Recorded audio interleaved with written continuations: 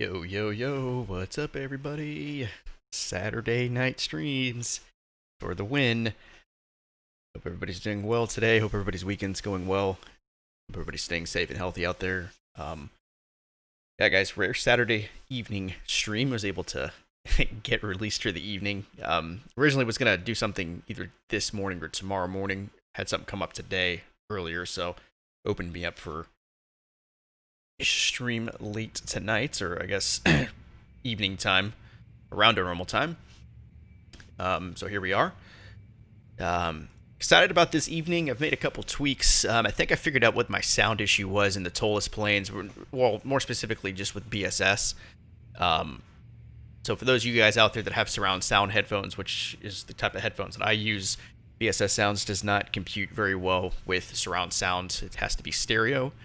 So we'll put it to a full test tonight and see if that is the remedy, but that's kind of something that I dug up on the forums, so that sound clipping I was getting hopefully will go away. As far as routing for this evening is concerned, we are beginning the evening off here in Denver. So we have a, looks like an A300 coming up behind us here. Well, a little ways away from the cargo ramp there, bud. Either way, here, Denver International. Beautiful Denver. By Xcoder. In case anybody's wondering, this is the official payware. The only real good payware for Denver. Improved recently. Yeah, when this scenery first came out, it struggled a little bit. It was not the best as far as just performance. But they've done some improvements. They've made some great texturing updates. Frames are a lot better now. So looking forward to that. From here, we're going to Albuquerque. I'm hoping to get the runway, the RNAV 26 arrival into Albuquerque, just to make it a little bit more of a challenging approach, but we'll just let Mother Nature decide as far as that's concerned. And then from there, we're going to head back up to Colorado to Aspen, and we're going to take the 737 into Aspen. I haven't decided if I want to do the 738 or the 737-700. Just because it's such a small airport, but I really don't think it's going to make too much of a difference. So it'll probably just be the regular Zebo 738, and we'll go from there. So should be pretty good. Couple of hopefully challenging approaches, not your standard ILS approaches, unless we get runway 8 into Albuquerque. So I'm saying I'm hoping we get 26. That way we make it a little bit more challenging on ourselves. But either way, we'll do the best we can. So in the A321neo, we have the LEAP engines going today, Frontier livery for flight number 1, and then, of course, the 737 will just be regular CFM engines for flight number 2. So we do have some ATC on right now. Looks like Denver, ground tower approach, and center are on, so quite a bit of coverage at the moment. Let's see if they hang around. Nothing in Albuquerque, but at least the Denver area is pretty well accounted for tonight, so already got everything filed with them, so we should be good to go there just to call up ground and get our clearance once we're ready for that. But in the meantime, let's go ahead and jump in and get everything up and running. We are full cold dark A321. A little bit of frame stuttering here. I think it's just the scenery that'll clean itself up here shortly. Bat 1, Bat 2. I need to get these sounds up a little bit higher than that. Go external power. That'll bring the plane to life. Auto for that. Seatbelt signs, nav, and strobes go auto. And see the plane coming to life. Hear it coming to life as well. Go ahead and get the IRSs going here. And we'll go ahead and start the APU process. Master switch will come on. We'll wait for that flap to open. Turn that on as well. And we'll get some screen brightness turned up here. Get all this flipped on here. Radios, all that fun stuff. As well as our MICDs. Brightness knobs, crank that all the way up. What I was gonna do is gonna change this view here a little bit.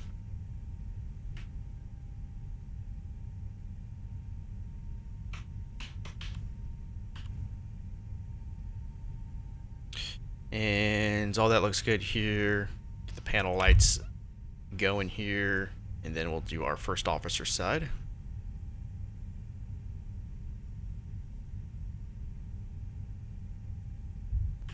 Yo, Mo Daddy, what's up, man? How's it kicking, man? I lurked in your stream a little bit the other day. I saw you were in the A330. For a guy that hates Airbus, you sure seem to fly Airbus quite a bit. Anyway, how'd you like it? What do you think of the A330? I'm kind of iffy on it. I've had issues with it in the past. It's not the best plane. I didn't come here to be attacked. It's an honest question, man. Just asking the questions, man. It's pretty alright, though. Alright, going ABQ here for flight number 1. It's a decent plane, man. I mean, I've always had sound issues with it, and it's kind of finicky as far as like loading the fuel. It's just not the most intuitive plane when it comes to that, but it performs pretty well. I actually like the cockpit textures quite a bit. It's an okay plane. It probably needs a little bit of a makeover. I know I've had some auto throttle issues in that thing before. You think it's better than the A350? Yeah, I don't know. I wouldn't say it's too far off. I don't know if I'd go out and say it's better than the A350. I think the A350 just behaves better. But I have not, so to be completely fair, I haven't flown the A330 in a while. I've got it updated. I do plan on flying it here soon, so I guess we'll test that out here. All right, that's our PDC, so we're good to go there, and that's actually perfect timing. Well, yeah, let's go ahead and get our fuel and all that. The thing I don't like is how far up the seat is. Huh. Like the physical seat in the plane? Yeah, I guess like visually. I mean, you could always just like zoom yourself in like this if you wanted to, but I guess like if you're talking about like the actual like aesthetic part, then I'd never noticed that before. All right, fuel. We're gonna go 6,600 on the fuel, and we're gonna refuel that, and then we're gonna look for a zero fuel weight of 72.1. 72.1 there. Apply 27.5. So 72.1, 27.5. 72.1, 27.5 on the CG. And then for the fuel, we're going 6.6 kilograms. Kilograms, whatever it's called. There we go. So takeoff weight 78.5. That is perfect. Also got the 787. Been a whale lately. Oh, you like those wide bodies, man. The Magnite? Did you get the Magnite? How is it? I have not seen anybody flying that in a while. I know they've made some updates. I'm waiting to see what Flight Factor does with theirs, although I don't have any faith that that's going to come out anytime soon. The flight model's a dream, but the FMC and stuff, yeah, they don't have a custom FMC, so the FMC I've heard is trash. Well, okay, so we won't say trash. We'll say it's a work in progress, okay? It's a work in progress. I do know that they updated a lot of their like their texturing, like their cockpit textures and whatnot. So there's that. All right, so Denver Ground reached out to us. We have our PDC, so we don't need to worry about calling for clearance as they've given it to us in text format. So, okay, so we're going Denver here. Did they give us a runway? Runway 25. I pulled up the charts already, so runway 25 is going to be right here. We should be able to pass under this bridge, so I don't have to go all the way around and inconvenience myself. So runway 25 is what they're asking us to expect, so that's what we'll plug in. Runway 25, and we are on the SUDS 1 departure out of 25.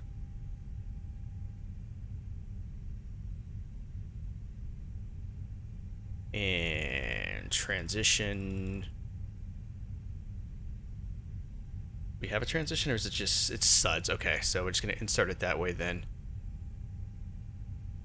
SUDS should be the last waypoint. Perfect. Literally the only things that look bad are some of the screens. Everything else is good. It's my main wide body right now. Really, the Magnite. Interesting. Yeah, that's kind of the one thing that like XPlane's kind of just lacking in. I guess the A300 is probably the best wide body right now, just based on popular opinion. 7.6 is pretty good. I don't have it, but I've heard good things about it.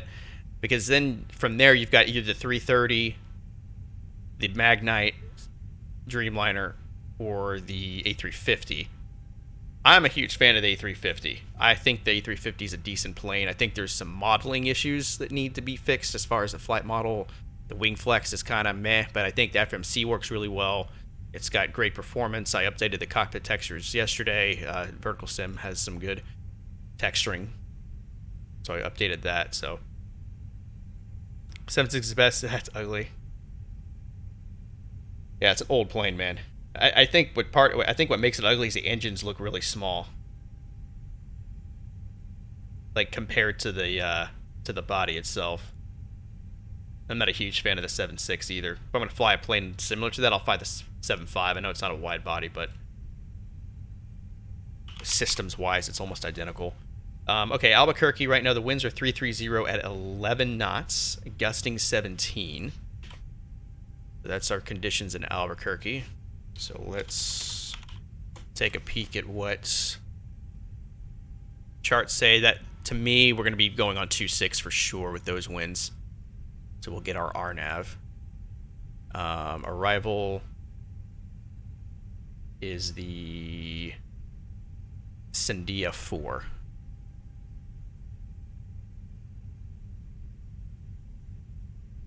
That's the Sandia 4. Wait a minute. Okay, that's right. Yeah, we're going 2.6. And I think it's the RNAV. Is it Yankee?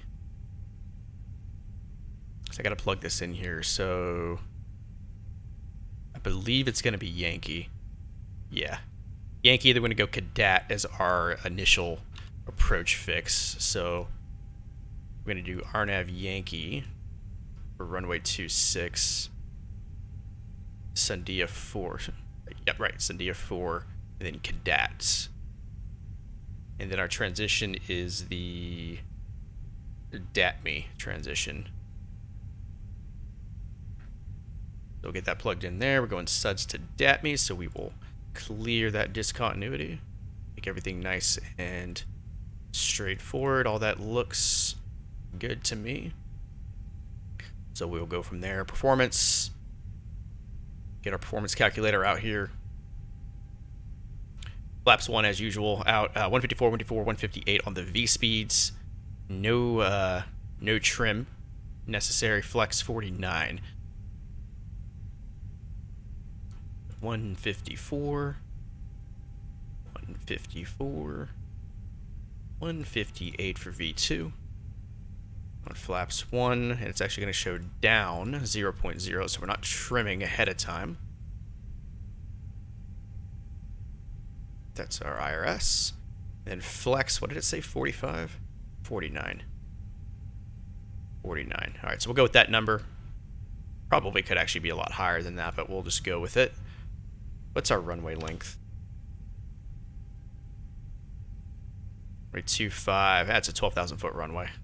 Keep in mind, it's Denver, with high elevation, so 12,000 feet here is not necessarily something like 12,000 feet in like Los Angeles, because there you're at sea level. So just it is going to be a longer takeoff roll because of the elevation. Okay, we never say hi. I know, man. Because the thing is like I just literally just pop in like for like literally 2 minutes. Like, so when did you stream the other night? When you were flying the 330, what was I doing? I literally think I was... So a lot of times what I'll do is I'll have a stream going on in the background when I'm playing other games. So it's hard for me to focus on, like, if I'm chatting with people. I don't want to, like, say hi and then, like, you start talking to me and then I can't pay attention, I guess. I don't want to be that guy. And sometimes I have it muted. So, like, I wouldn't even be able to hear your response either. But I know I'm kind of an ass for that. I'm sorry.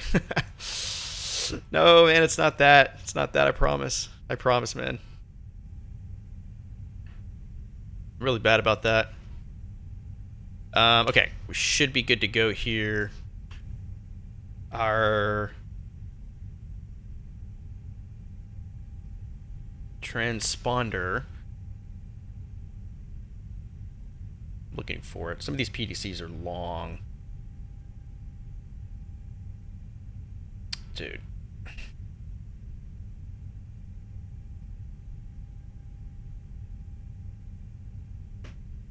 Getting a lot of those lately. It's kind of annoying. Where is my beacon code? Like, where is my squawk code at? Am I blind? There it is. 1440. Okay.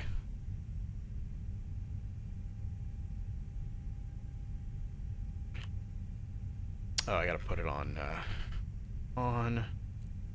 TARA. Okay. Technically didn't have to put that on yet, but we're fine. Gonna release that parking brake. Is this a SAM gateway?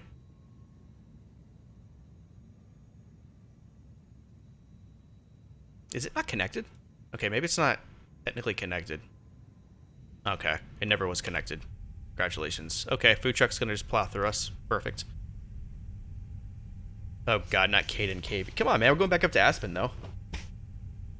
Alright, so my reasoning was I wanted back-to-back semi-difficult approaches. I wouldn't call them difficult approaches, but just something besides just like an ILS that takes me straight in. So this is like the best one I could think of, okay? If that makes sense. Because we're going to do the RNAV 26 into Albuquerque, and then we're obviously Aspen is full visual, so... Flew fucking 1 hour till an error came out on that route that some texture in Albuquerque was not there and crashed. Didn't see in Fort Boyd. There's a separate... Yes. Oh, that's right. Yeah, New Mexico, man. Yeah, New Mexico, he has a patch for it. Man, I wish I would have remembered that when you mentioned the other day that you were doing orthos. Because, yeah, it'll completely crash your system. Like, it'll basically kick you offline. Or not offline, but it'll kick you out of the sim. If you don't have that patch. 3007.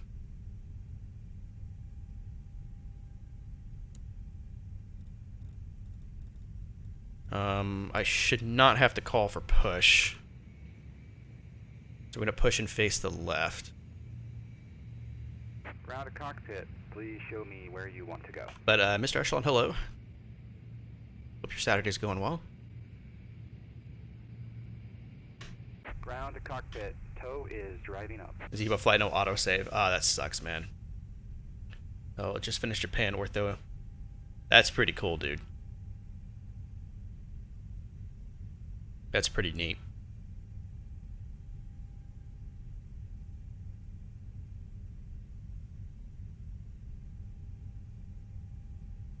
Put that terrain on just in case. Let's see, what are we cleared to? He cleared us to climb via Sid.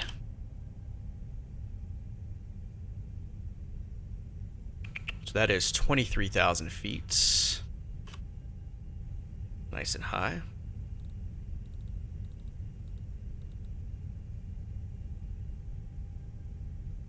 Okay, all doors and hatches are closed. Ready to connect.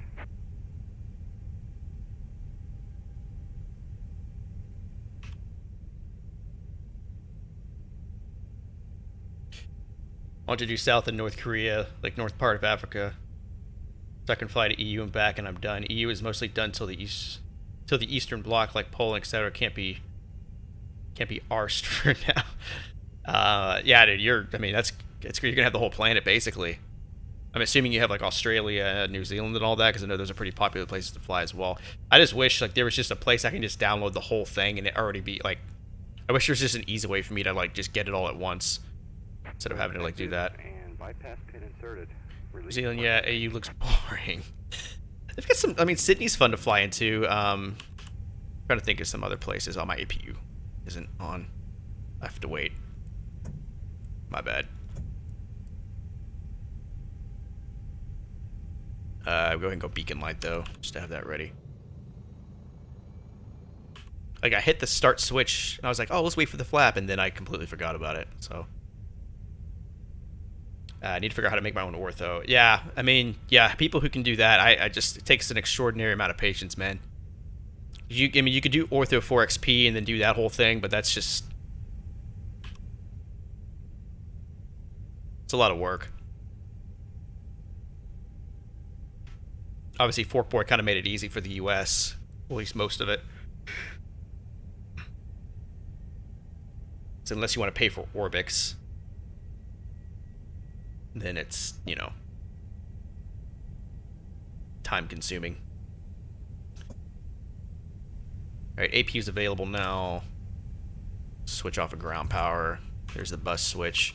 And we are releasing. Let me just make sure there's no traffic around. Push back, and you may start engines. Okay, alright, what's happening? Is this thing sliding right now? Dude. Alright, better push back. Oh, okay, alright. What are our conditions right now? It's not even freezing here. I don't know. I'm assuming it's maybe simulating like ice on the ground, maybe? I don't know. I think better pushback's just drunk, guys. Alright, starter switch. Starting number 2. I shouldn't get a restart. It's okay, just some photo streaming no matter Bing or Google. It's just terrible. Yeah.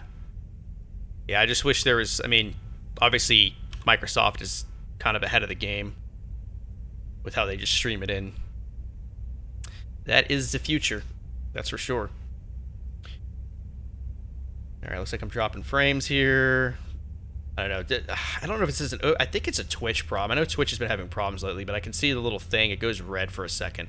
I don't know if you guys are getting drop frames or not, but... it's kind of annoying. Alright, let's... we gotta tune to Denver ground. So Denver ground is 12185, and I did not pull ATIS. I guess I should technically do ATIS, shouldn't I? Just being forgetful.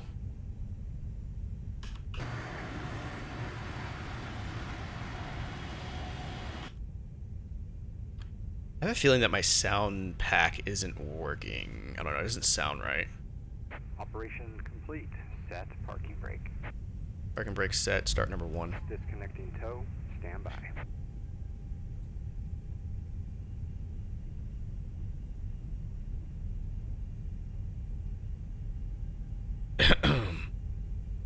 Okay, so ATIS is borked. What else is new? So Denver ground 121.85.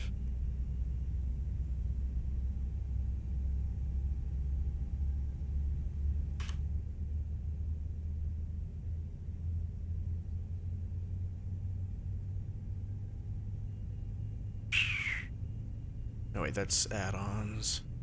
What am I looking for? Oh, it was there. Tow is disconnected and bypass pin has been removed. Hand signal will be on the right. We'll see you next time and have a great flight. Sounds just sound weird. I mean, obviously they're working. It's just, I don't know, something's off. Something seems off.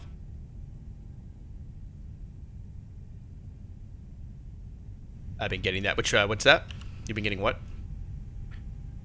Lost track of where I was at in the conversation.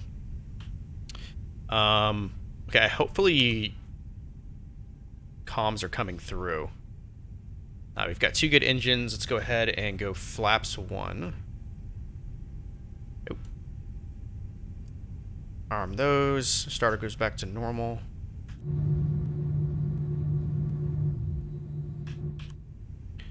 Go back up top here. Taxi, runway turnoffs. And APU can come off. Why aren't you flying into LA though? Is there a lot of traffic? I was looking at that. I almost flew into San Diego. I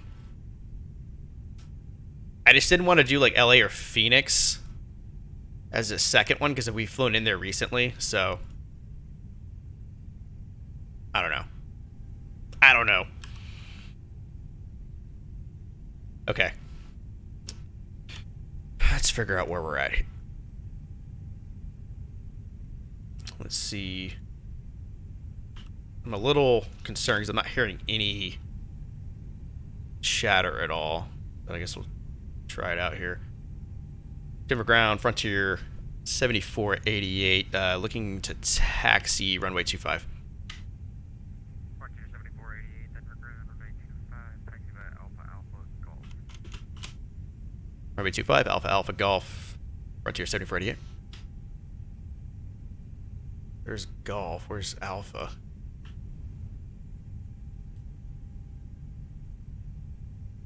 Where's Alpha? Am I on Alpha? Oh, I see right here. Okay, yes I am. I'm on Alpha Alpha already. So Alpha Alpha, then Golf. Gotcha, okay. Because there's this little insert here. Okay, perfect. He is way too low, though. I gotta turn that volume way higher. Okay, Alpha Alpha Golf. Let's do our flight controls check. Full right, full left, back, forward, right rudder, and left rudder. 73 departures, 128 arrivals. I don't even think there's an event tonight. Or maybe there's a fly-in or something like that that they're doing. I don't know, man. I've had a lot of really poor experiences on VATSIM when it comes to events. That's why I don't fly F&Os or anything like that, because I just usually always get screwed with it.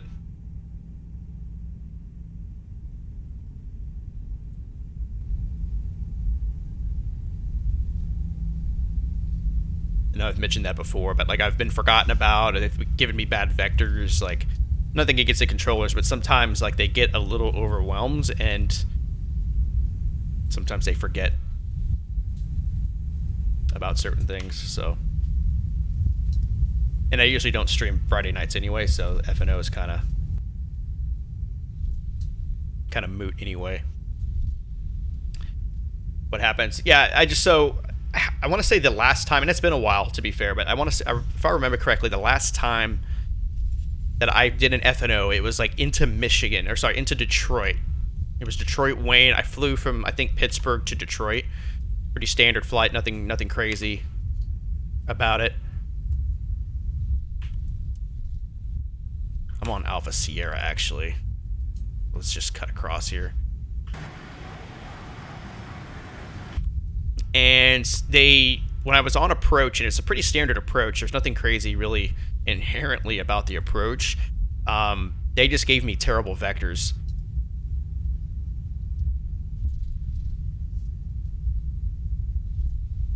And I ended up being way too high. It was just, I don't know. I mean, I get it, it happens, but like I want to say the time I tried it before that, it was just an absolute just cluster. It was just a lot of inexperienced pilots on at once. People talking over one another. Yeah.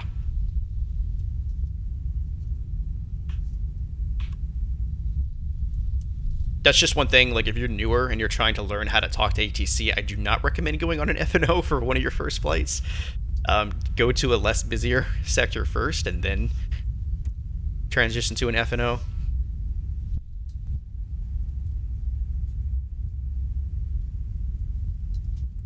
Auto brakes max, cabin checks completed, takeoff config, checks in the green. Alright, looking for golf. Up ahead. Clear right. And once we pass what I believe is a fire station, we'll be cleared to the left. Golf is coming up.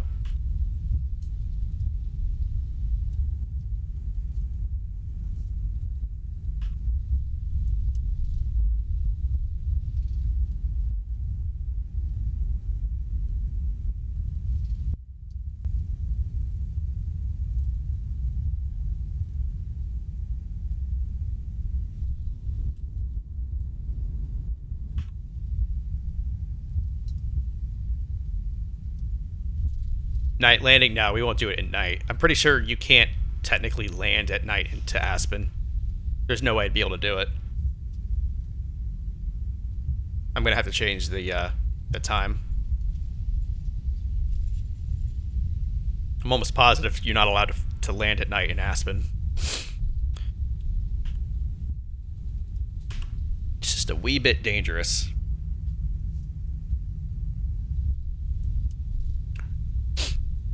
Sad face. I'm still scared of VATSIM for literally no reason. Yeah, I mean, it's intimidating, man. I mean, I don't blame you. I mean, the first time I got on, I was scared shitless, you know. 7488, contact tower 132.35. Over to tower, Frontier 7488, thanks. He's still coming in, like, really soft. Maybe that's just him. Crank that up and probably get my eardrums broken if this other dude is even remotely reasonable. Tower 132... 13235.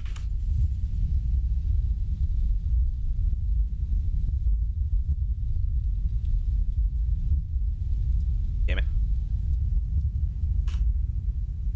And then after tower, that is it. So everybody else got off. Approach and center got off. Fantastic.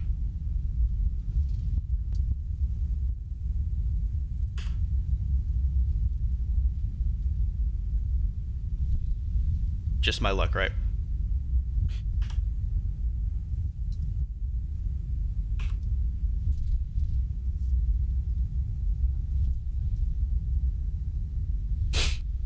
Excuses, yeah.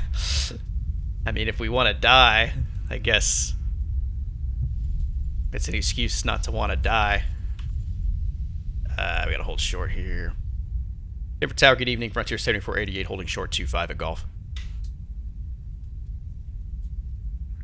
Frontier Flight 7488, Denver Tower, wind RNAP Breckham, wind 06010, runway 25, clear for takeoff.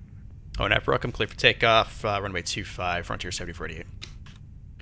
Alright, clearance. Tower Southwest 53 is on the west runway 35 left.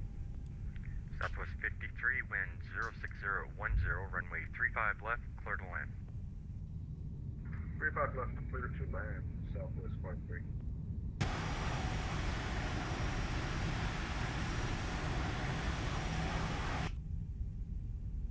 Right, I'm giving the clearance. Traffic over here should not be a factor. He's landing opposite way. Looks like they're doing perpendicular approaches and departures. Start the clock.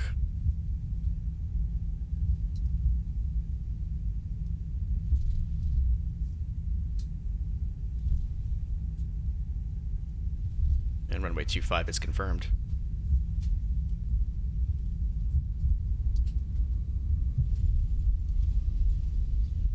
Engine stable. Flex set.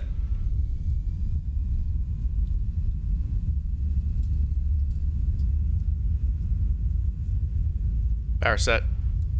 Airspeed's alive.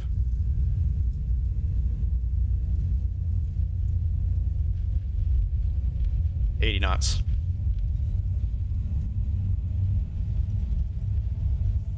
Look at my wing for like half a second.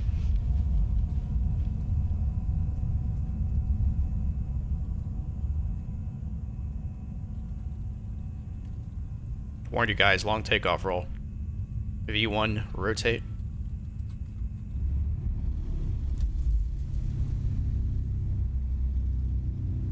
Positive climb, gear up.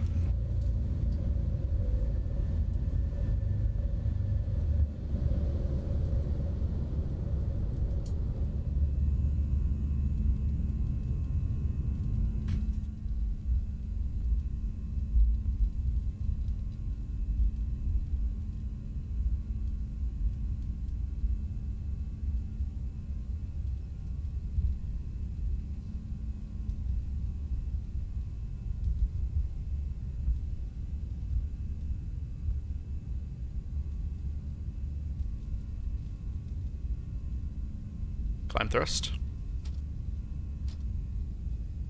And lowering the nose. Southwest 3066, welcome to Denver, left at Mike 6, hold short Mike, contact ground 121.85.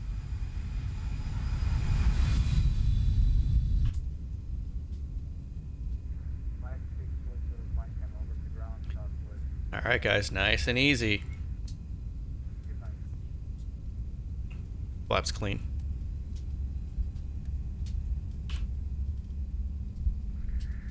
Frontier Flight 7488, departures offline, frequency changes approved, have a good flight. Over to advisory, Frontier 7488, we'll see ya.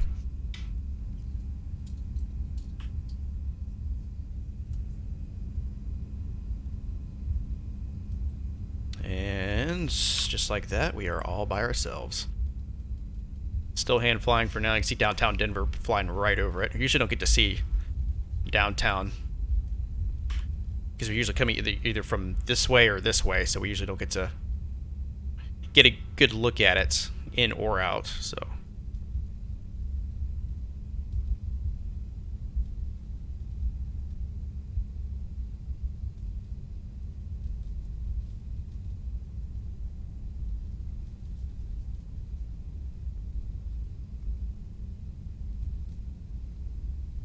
and left-hand turn.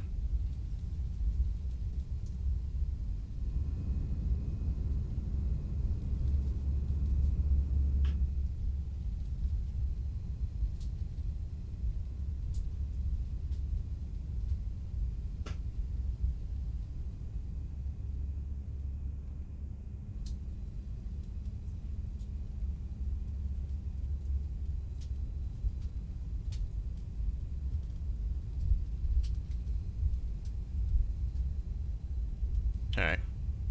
The autopilot do some work here.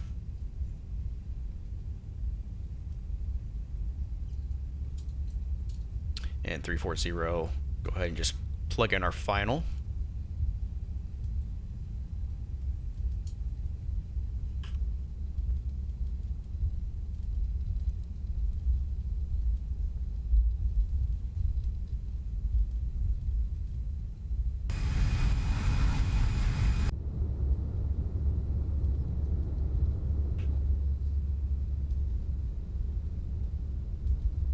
Normally there's quite a bit of snow on the ground around here. Obviously, I don't know, for some reason, I don't know if my season is, or my time of year isn't plugged in correctly or not, but the Denver area, the way Xcoder did it is that depending on the time of the year, you'll have snow textures.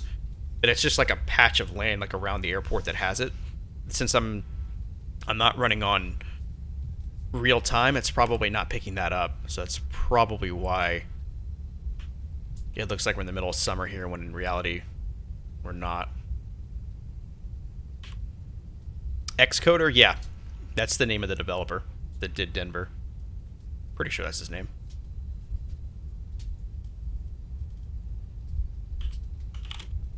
Double check it. Xcoder, yeah, so coder without the E. So X-coder without an E. Is who did Denver.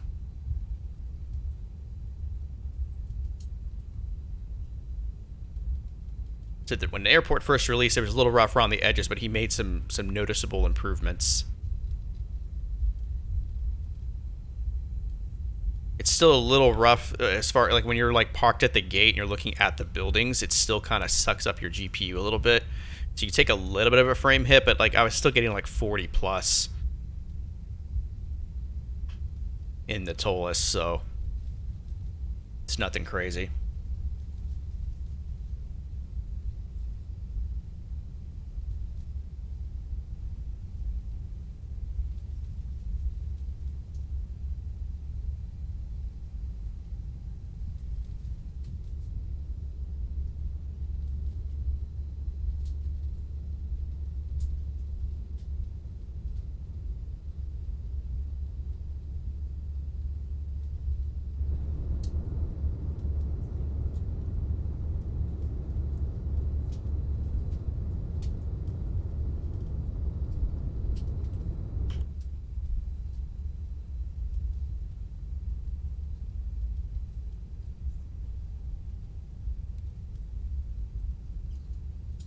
sounds kind of sus. Yeah, I don't know. It doesn't sound right. That's what I was saying earlier.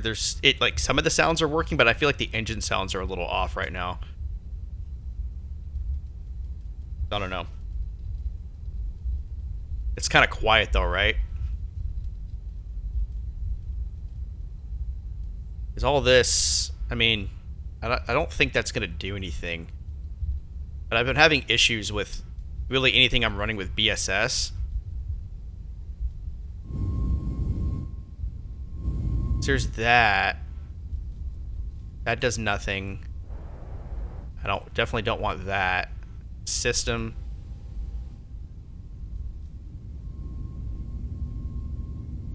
So if I do this, so that actually sounds a little bit better, right? But see, I don't think you're supposed to have that turned up though. I gotta go back and look at the instructions. These BSS sounds are great, but they can kind of be finicky if they're not configured properly, so.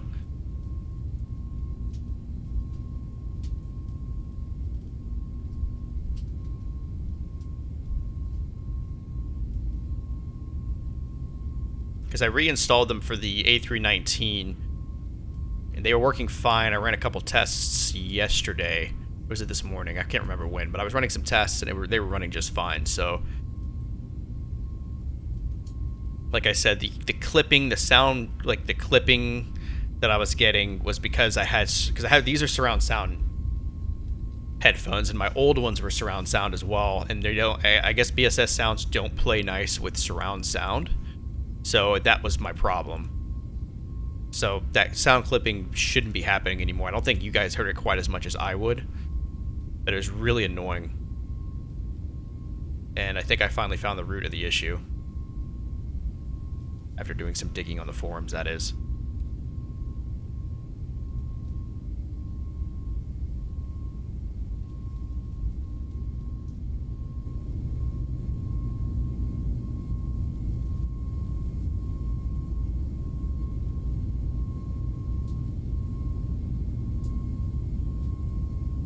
Through the Rockies.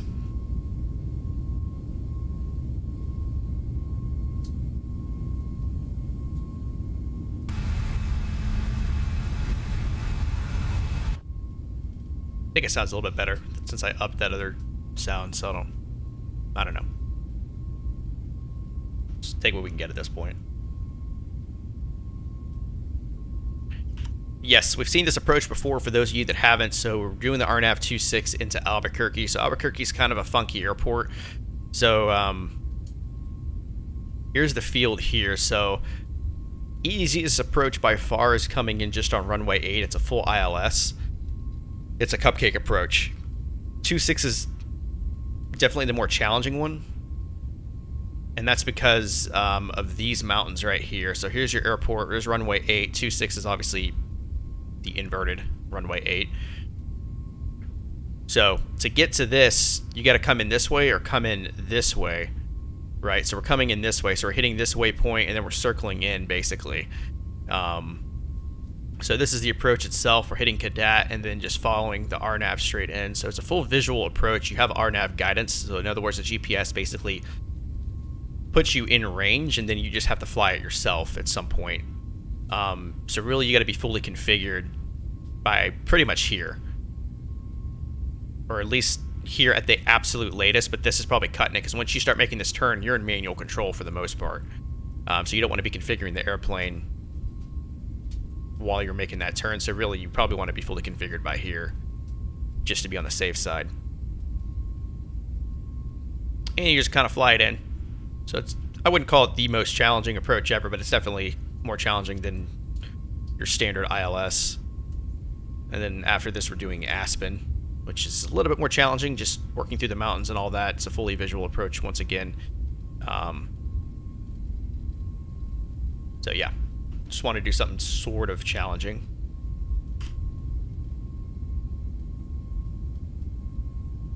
I almost flew out east tonight too. I wanted to fly into New York, so we may do that next stream. Get some heavies out there. But I do want to fire up the fire up the A330.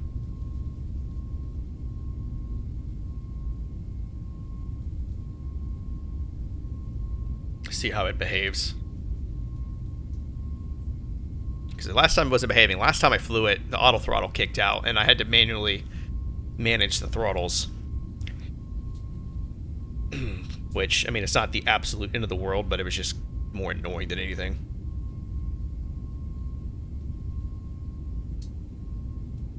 A330, second best landing gear. That is oddly specific.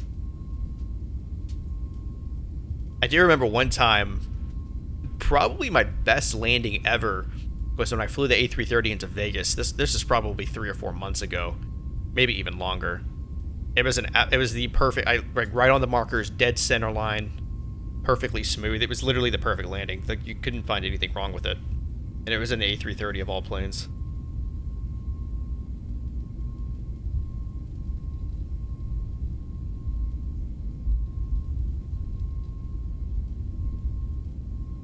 Did you drag? What do you mean drag?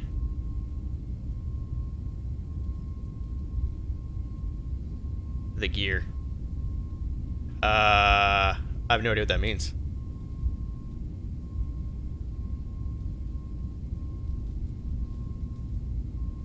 Drag the gear. Why have I never heard that phrase before? I mean, it was literally perfect. And, you know, I'm pretty, you know, OCD when it comes to my landings, and that one was as close to perfect as one can get. Take that as a note. Yeah, I'm not sure. I've never heard that phrase before.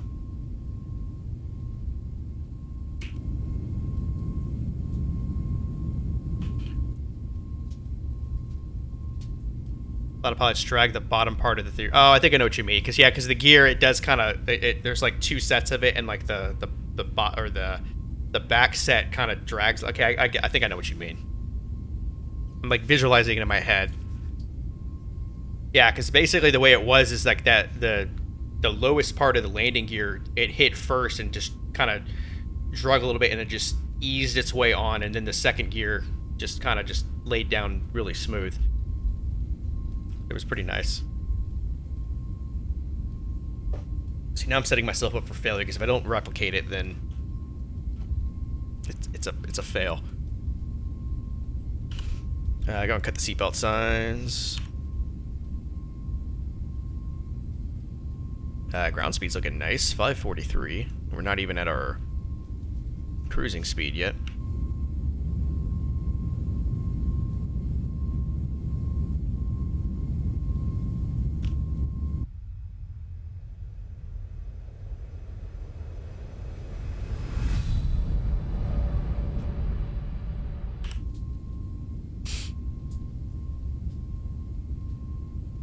.330 into Aspen. I don't want to say it's impossible, but yeah, that would be kind of... I mean, maybe if it had like no passengers and max brakes.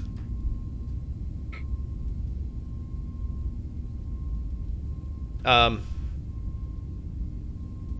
think I'll fire it up on Monday, though. We'll give it a shot on Monday. Oh, sorry, Wednesday. Getting my days mixed up. Wednesday. You landed a 747 there once. Was it an XPlane? Well, I'm assuming so, because you have your SSG. I mean, I suppose it's not impossible, but you'd have to be like super light and like max brakes. Oh, MFS. Ah. I don't know then. I literally haven't flown I haven't flown an airliner in that besides the A320. So, Face Jack, appreciate that follow, man. Welcome aboard. Welcome, welcome. Hope your Saturday evening is going well. Yeah, what's up, fam? Doing good, dude. Just about to hit cruise here. We're gonna cruise for about 80 miles, and then we will begin our approach into Albuquerque. And then from there, we are going to Aspen, a little bit more of a challenging approach. Going to get into some mountains, Should be a good time tonight.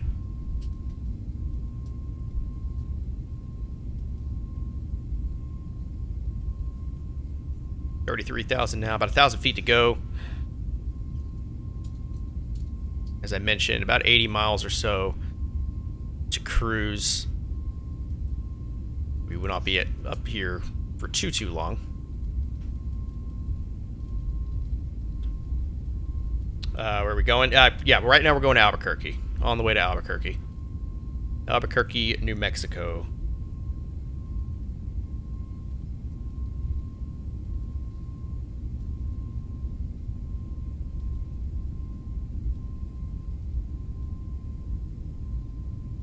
We go from mountains to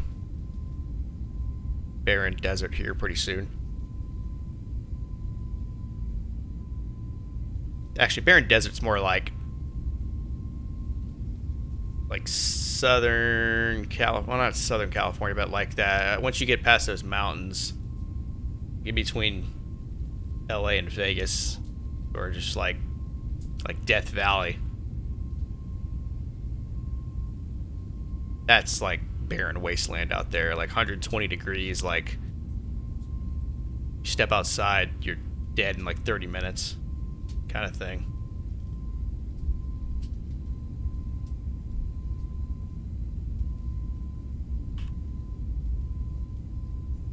Alright, top of climb. Mach 7.8, ground speed right now looking good, 528. Take that, my lane lights are still on. Go ahead and turn those off. No need for that. Yes. So, Jack, after this flight, we are doing one other flight going Albuquerque to Aspen, Colorado. We'll fly a 737 for that flight. Should be a good time. Aspen's always fun. It's not your standard precision guided approach. It takes a little bit of finesse to get in between those mountains. I mean, as long as you follow your procedures, you're fine. Just make sure you're following your plates. The plane basically puts you where you need to, but to do the actual landing part, you gotta fly it in yourself.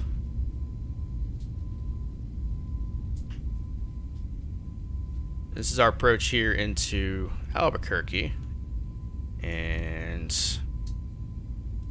we'll enter into the boundaries of the chart here shortly, but this is where we're coming in. And then once we get to his side, we're going to take this right here. That is Cadet, and then basically we're going to cut right in here, avoid the mountains, of course, and then runway 26 is what we're aiming for. We'll double check weather real quick in Albuquerque just to make sure. Winds 330 at 11. Still gusting 17. So it will be a slight crosswind. It won't be a direct.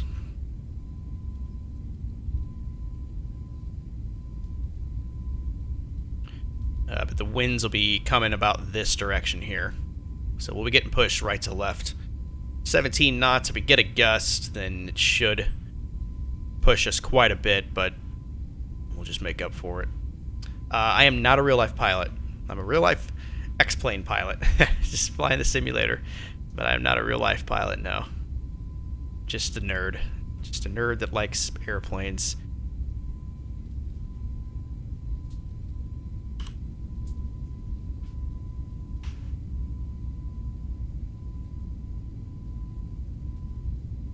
Get pretty close here, about 50 miles or so till we start down.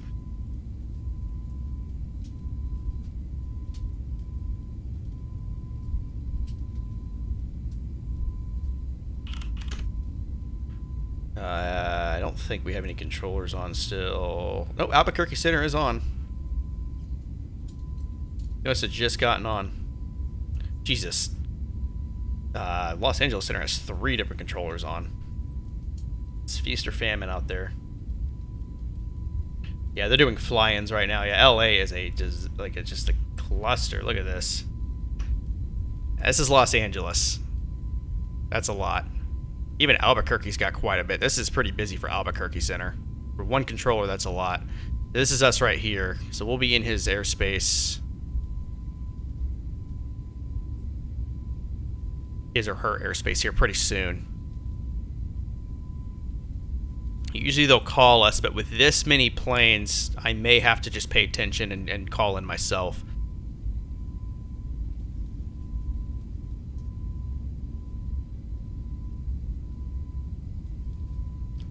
Yeah, LA is... This is the whole map here. So, it's pretty rare that the West Coast is lit up more than the East Coast. San Francisco's getting it too. Is there an event going on that I just... No. It's not a scheduled event. Obviously, there's a lot of traffic in between. Vegas, 13 and 24 there. 73 and 129 is what Mo Daddy mentioned earlier. That's Oakland. Is it Oakland or San Francisco that's busy? Yeah, 36 departures, 32 arrivals. Obviously, LA is just... I mean, where do you put them all? A lot of them coming from Seattle. Quite a few of these are going Austin, Phoenix, Dallas, Phoenix, B&A. That's Nashville. Chicago. They're just coming in from all over, man. Just laying it on thick.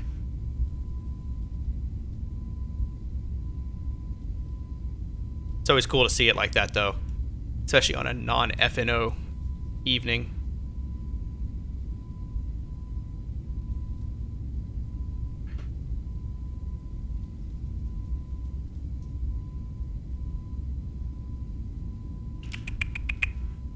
Yeah, I'm really hoping he doesn't change our arrival. I mean, the winds do not favor runway 8, so the other runway is 26. That's the only one that makes sense.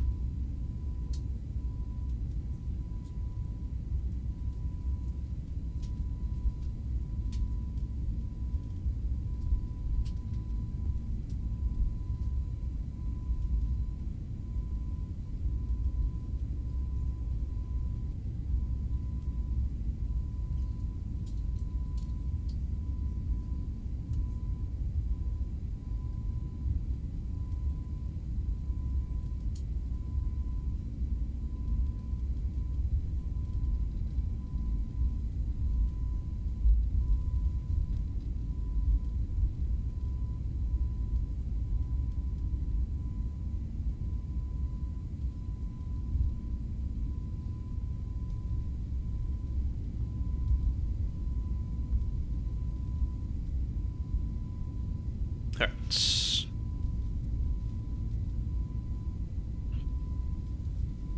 Yes, as I was saying, I'm hoping they don't switch runways on us. Like I said, I don't think they will. Guess I can check FlightAware.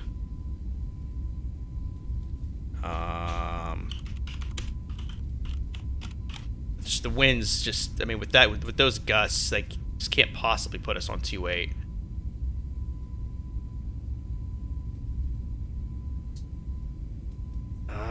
Man, I don't know. This Southwest plane looks like they're landing on 3. I don't want runway 3. Can I even do that with this approach? Yeah. It's just a vector, basically. I guess we'll see what happens, guys. I'm just hoping for 2-6.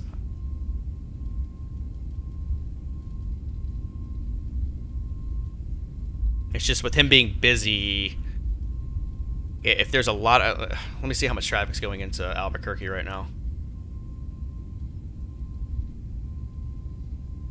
There's literally only 2 arrivals, so I think I should be fine asking for it. But I guess we'll find out here shortly. We gotta start down, however. Just do that for now. Seatbelts on. And we gotta get down to 9,000 feet.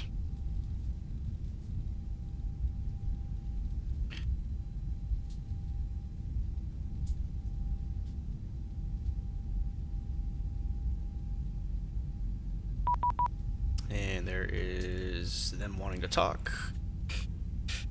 They're on 12785.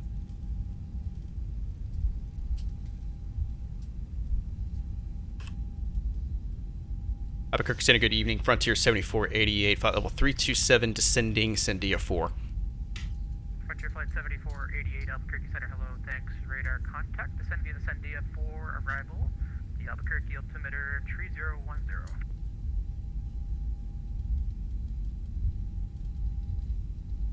Which arrivals are going into Albuquerque right now? The wind's tree 30 at 11, gusting 17. So you have the choice of tree 30, and 26. Right, we can get the RNAV 26, that'd be great for 7488. Roger, plan for that. And descend via the Sandia 4, arrival, runway 26. Descend via the arrival, we'll expect 26, Frontier 7488. Alright, we like choices, we like options. Alright, so that works. American 805, you back here? And let's go ahead and get our info plugged in here. Winds 33011.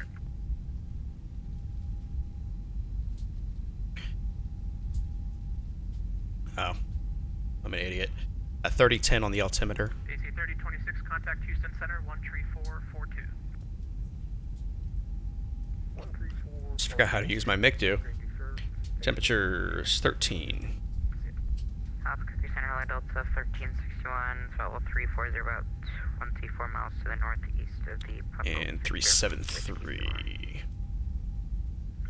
Delta 1361, Albuquerque Center, hello, thanks, radar contact, welcome. Alright, that's plugged in. Alright, so descend via is what he has given us. Albuquerque, American 805, checking in. So 9,000. At Cadet is our bottom out altitude, so that's it is a hard restriction at 9,000. And that's where we're going to right now.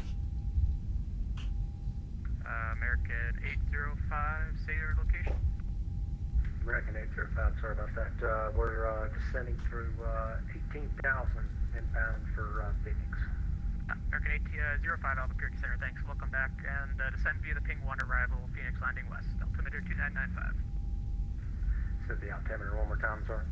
2995. 2995, descending on the Pink 1 arrival for Phoenix. American 805, thanks.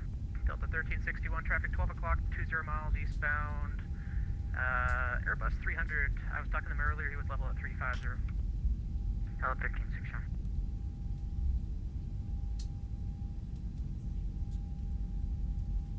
Southwest 265, ready to go. Alright, so keep it on the speed here. We're still within the envelope, but we are 33011, gusting 17, runway tree clear for takeoff. may have to help the plane out here. Just a little bit. Let's go a quarter of the way here, see what it does.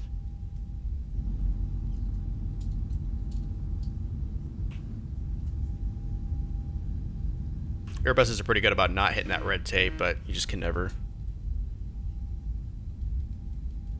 be too sure. Would you be able to accept flight level 360 by chance? Stand by.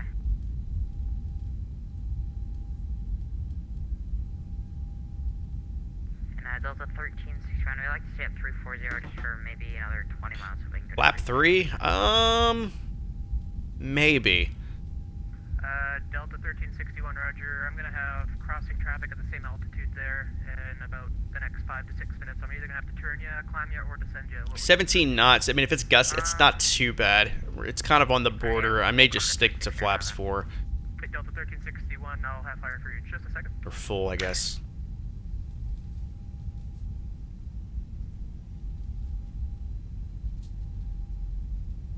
So we go config 3. Because right now, that's a pretty good approach speed, 150 knots. I'm okay with that. If it was a lot slower than that, I would consider flaps 3, but I think we'll be okay. Delta 1361, climb maintain flight level 360. 360 Delta 1361.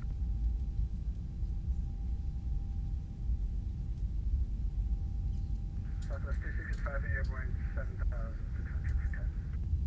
Southwest 265, thanks. Radar contact, climb maintain flight level 350.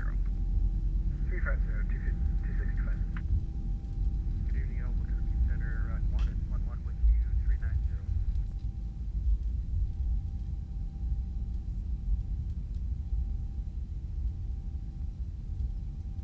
Qantas 11 Albuquerque Center. Trying to find you. Toledo Oh, there you are. 200. You are not supposed to be with me, so go back to your last assigned frequency and get the new one.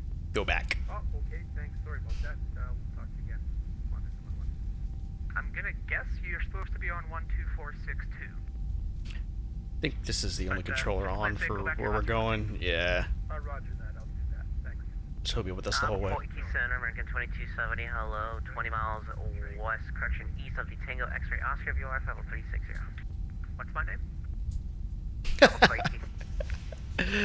Oh, that's funny. Okay. American 2270 Albuquerque Center, hello, radar contact, squawk 4271. Albuquerque? 4271, American 2270. Just asking for it. Albuquerque Center, United 1649. I thought it was a little. It sounded like it was like a northeastern accent, but then he came across like United like a normal accent, I guess, or like a 360, about 30 just a standard American accent. miles east of the Panhandle VOR. United 1649 Albuquerque Center, thanks, radar contact, squawk 4242. Squawk 4242, United 1689. Straight up made fun of him though. 2270, radar contact, welcome aboard.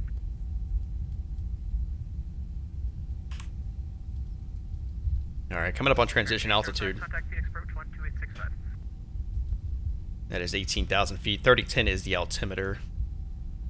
So we'll plug that in once we hit 18,000 feet.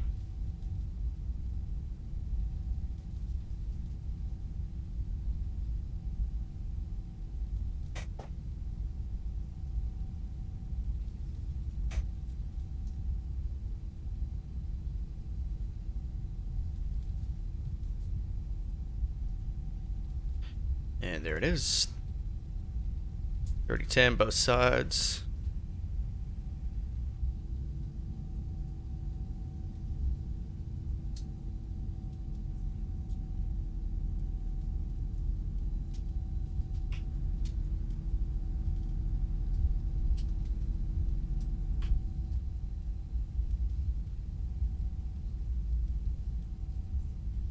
What's probably going to end up happening is we'll get nice and steady, just gentle winds until we're on about short final, and then that gust will kick in. Fully expecting that to be the case. Tends to happen when we have gusting. I mean, it's only a 6-knot difference between 11 and 17, but any last minute like wind shear, like changes like that, kind of sucks. So we'll keep an eye on it. That's why we look at METARs, just to be prepared.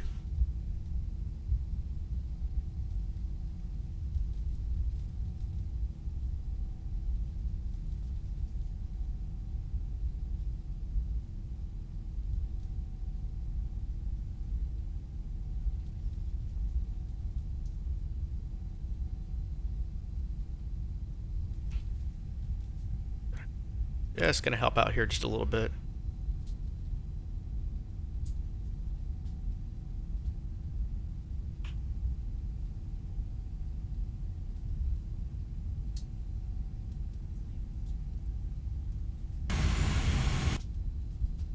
Pretty loud for it being idle.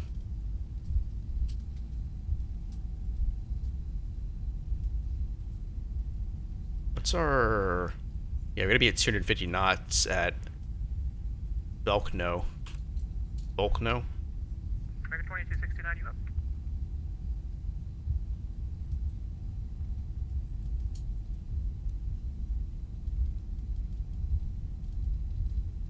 And we go brakes low. It's actually a pretty long runway. It's another reason why I wanted this runway, just in case. It's a 13,000 foot runway. It's longer than the runway... Maybe longer than the runways in Denver. Oh no, never mind. I lied. 16,000. 16,000 is a bigger number than 13,793. It's still a pretty long runway though. I mean, elevation's pretty high though. Official Toxic Gaming, welcome aboard. Appreciate the follow. Hope your Saturday evening is going well. Just about to make our approach into Albuquerque.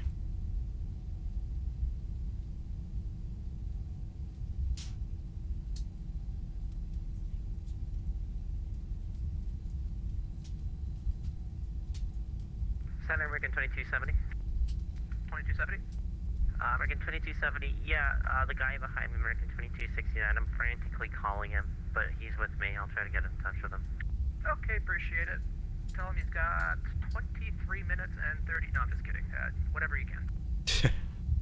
Alright, I'll try to get to him. Okay.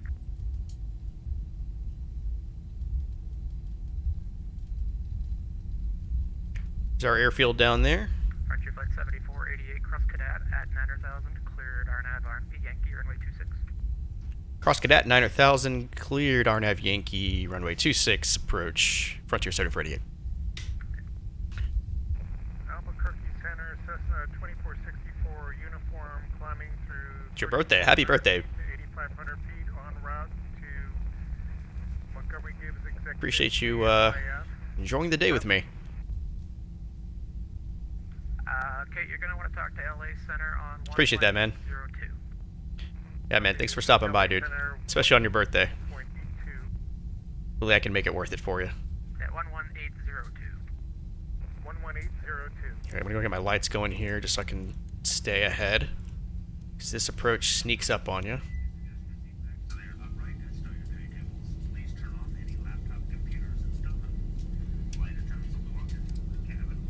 Albuquerque Center, November 6, Victor Golf is with you at 11,000 feet, about 20 miles north of Cimarron VFR,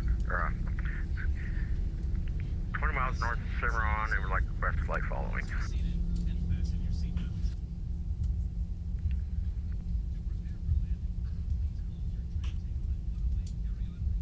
Skylane 6 of Victor Golf, Albuquerque Center, squawk 4311. 4311 for 6 Victor Golf. Alright, right at the speed we need to be at, 250 knots.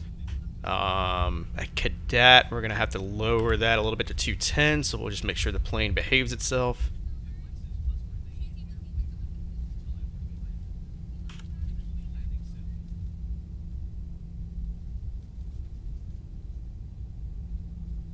So at Cadet, we're gonna go down to 210 knots. The plane should do it automatically, and then I'm gonna start getting things configured because Wingspan 7, descend maintain 9000. that turn comes up pretty quick, and once you start making that turn, you got to be configured. Otherwise, you're going to be doing a lot of multitasking in a very short period of time.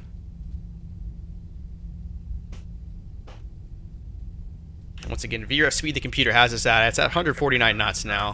5 minutes. Shouldn't be an issue. Get the terrain radar going here. 2549 approved, report back. Thanks. Good evening, Albuquerque Center. And we're cleared for the approach. 390. Qantas 11, Albuquerque Center, you are welcome here this time. Hello. And we're going to go down to 9 or 6,000. Skylane 6 Victor Golf radar contact, maintain VFR. All right, dropping the speed now. Fire altimeter 3015. Flaps 1.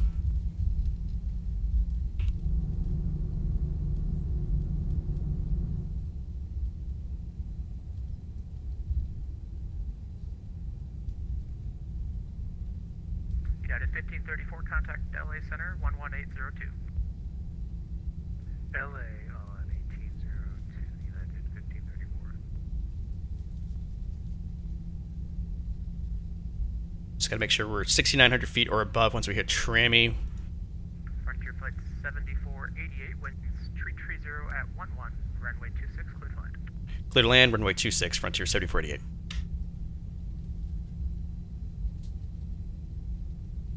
Do I want gear now? Yeah, let's drop our gear. I need some drag. Should be in approach mode. 61, once you're clear of that traffic, if you want to go back down to 34. Flaps 2. L13, Citron, I'd like to go back down to 34. Roger, another 2 minutes here and I'll get you back down. Roger.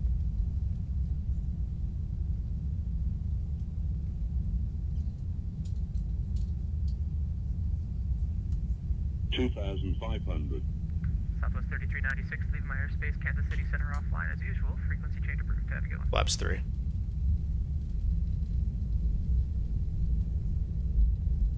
Southwest 3396, leave my airspace, Kansas City Center offline. Frequency change approved. And flaps full. Landing checklist, gear down 3, green indicated, auto brakes are set to low, speed brake is armed, flaps are now set to full, landing lights are on, we've been giving landing clearance by ATC.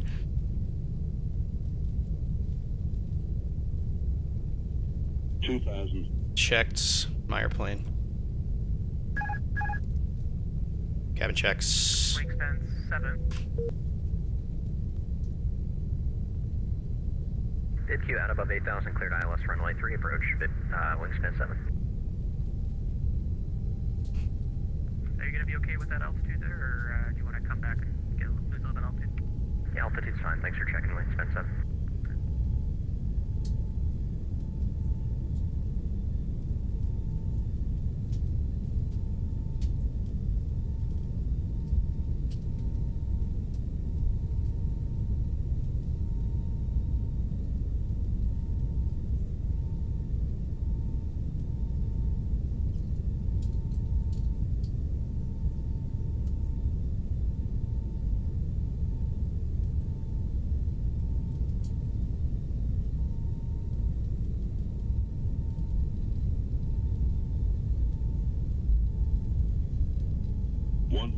Check.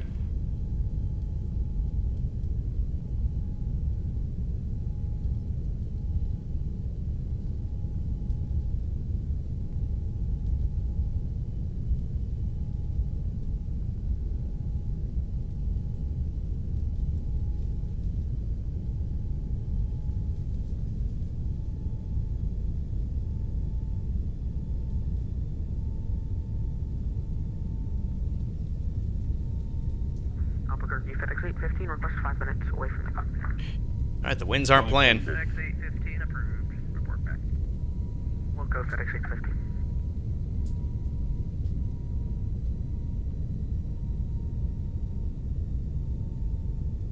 Alright, we're a bit high. Flight directors are lying to me right now. 300. Delta 1361 to maintain flight level 340. Thanks for the 340, thank you. 200. Albuquerque Center, Delta 687, flight level 340, Mach 77. 100. 50. 40. Delta 6887 30. Albuquerque 20. Center. Hello, thanks for Retard. your contact. 10. Squawk 4347. Reverse. 347, 6887.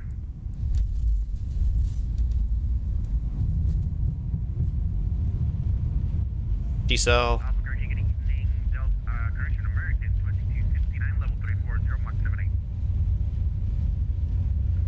American 2269 confirmed. 80 knots. Versus out. 2269. American 2269 Albuquerque Center. Squawk 4247. Radar contact. And auto or manual braking.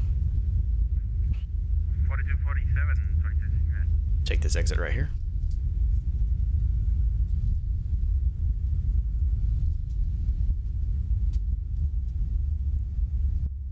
Taxi lights.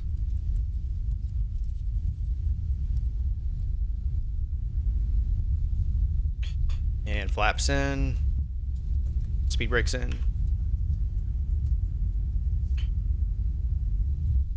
Bone lost here and there, but survived. Ah, we had to put it down firm, man. Crosswinds are no joke. Archer Flight 7488, taxi Alpha to the ramp. Good night. Alpha to the ramp. We'll see you. 7048. Wingspan 7, winds 330 at 11, runway 3 clear to land. Cleared land runway 3, wingspan 7. Alright, just gonna stay on this the whole time. FedEx 815's back.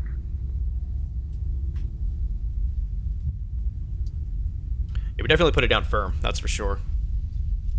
FedEx 815, roger. But again, with crosswinds, I'd rather put it down firm than float it out, and then we're getting pushed off the runway and stuff. So I have to choose.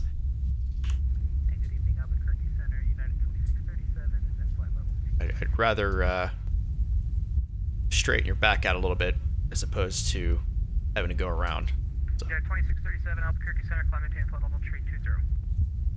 Taking up the flight level 320 for United 2637. Brake fans.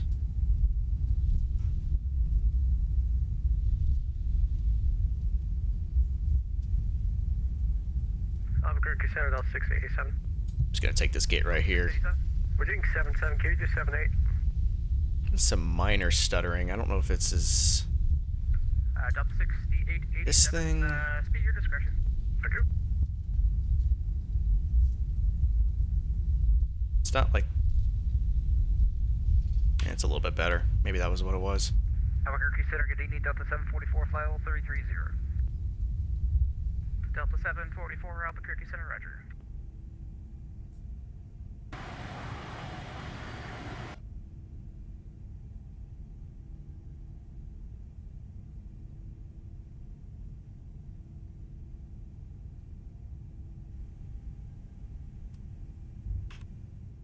Ah.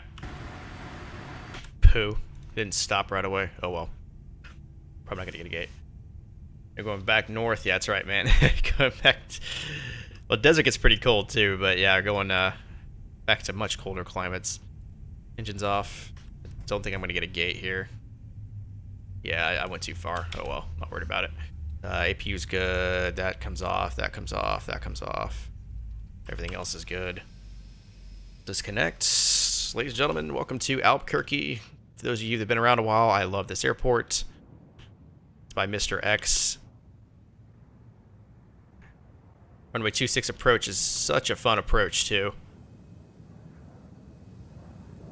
It's okay, we're not leaving anyway. We're going to Aspen. Yep. That's right, man. Going to Aspen. Alright. See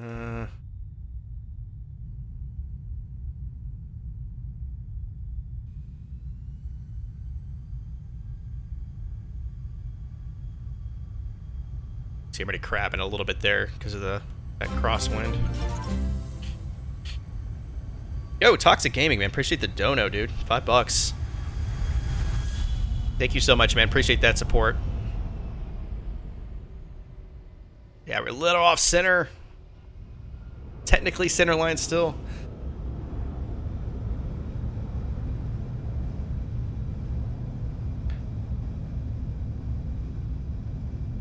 Yeah, Toxic Game, man. I appreciate that so much, dude. Again, thank you so much. I don't know, Ash. This looks pretty good to me, dude. I think it felt a little bit more rough than what it was.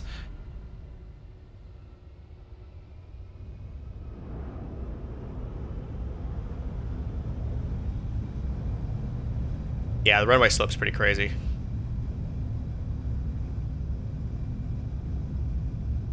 Yeah, I saw it, man. Yeah, your Twitch tag came through on the dono, dude. I appreciate that so much, dude. Though, definitely not necessary, but I do appreciate the support, dude. Yeah, it did, and that's XP realistic, man. I feel like sometimes it's a little bit more dramatic in the cockpit than what it actually was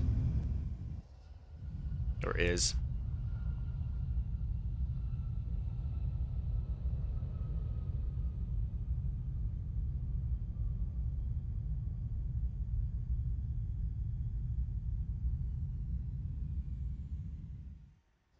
Just a little bit beyond the markers, but not too bad. Trying to get better at the getting the nose down more gentle. We got it down pretty gently that time. Those LEAP engines are enormous.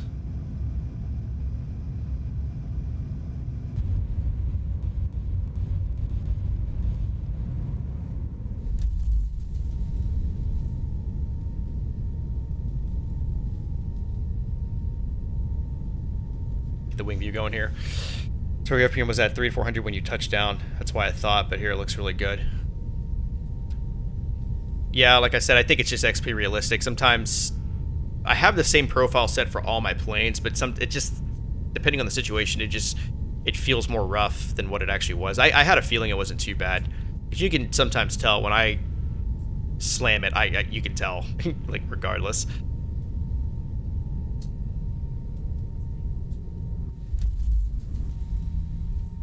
We got it down right away, though, which is good.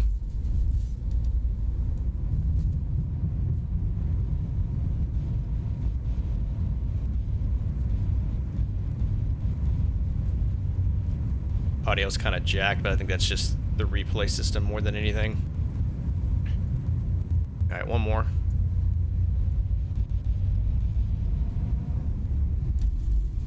Ten. 40.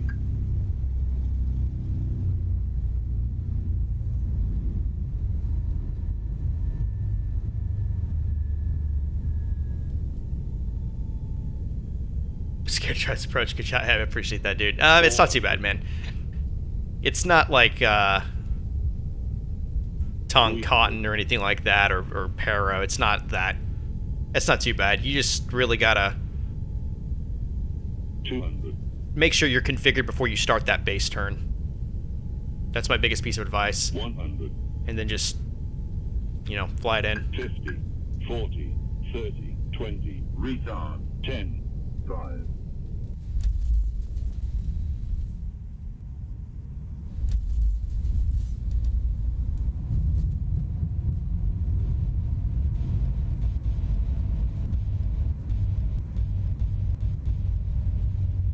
All right, guys, not too shabby, not too shabby. All right, let me get loaded in here. I want to take a quick little break. Just a quick little break here. Give me a few minutes here, guys. We're gonna load back in. Zebo into Aspen is next, so stick around, and we'll be back shortly.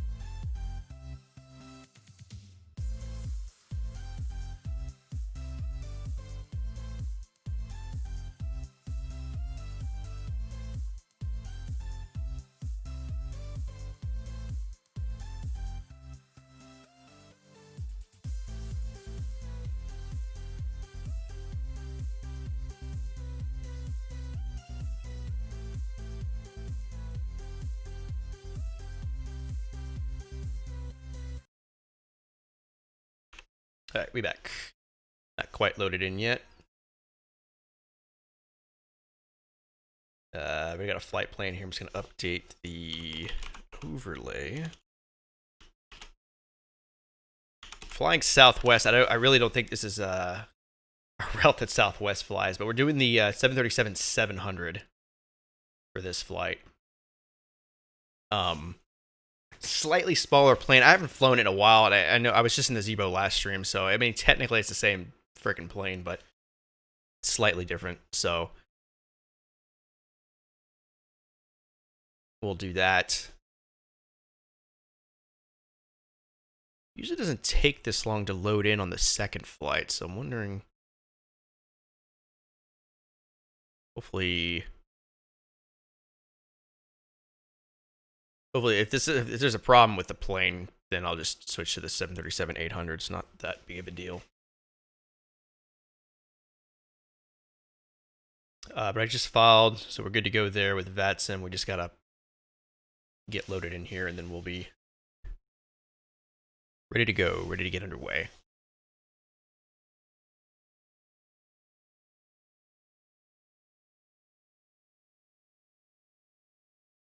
What's our flight time? Just out of curiosity. That's relatively short. We've done this before. 1 hour and 22 minutes, actually. Well, they're taking us on a janky route, though. Okay, so I don't like this route. This is why it's an hour. Yeah, so this is what... Well, okay, so this may not necessarily be the route, because this is what SimBrief spit out, which... That doesn't make any sense. I mean, I'm sure we have to approach it from this direction, but we could just go, like, from here to here and just cut all this out. Let's see what route they gave us here. Yeah, that doesn't make much sense. Worst case, I can request a direct heading.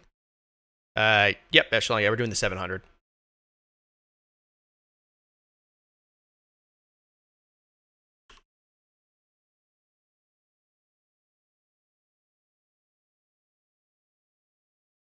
The baby 7-3.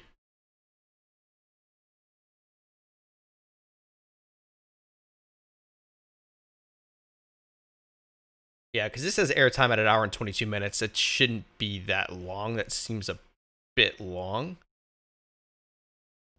But whatever, we'll figure it out. Either way, no big deal. We will sort it out. Let me get signed on here to VATSIM.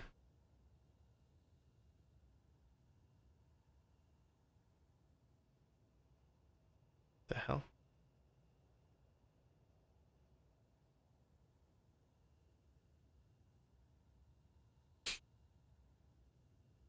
Sure I got it the right terminal. Okay.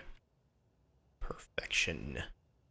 Yes, we're not doing a night flight. I know we were making the joke early, but cannot fly at night into Aspen. That is a no-go for sure. The battery's on, emergency lights, ground power, at fuel pump. Get all this stuff here. Window heat can come on. And we'll go ahead and fire up the APU. There we go. Pressure's going. This will rise here in a second. Get the APU bleeds going as well. And then all this goes to auto. Trim air on. Go ahead and get the hydros going. Logo steady. Go over here. Start flight leg.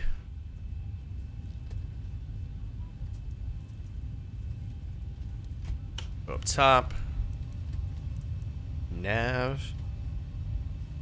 Wait for it to align. Boom and boom. Sad. What's wrong with the 700? Not too much different. It's kind of cute, right? Those wheels supposed to be that color? Is that wheel normally that color?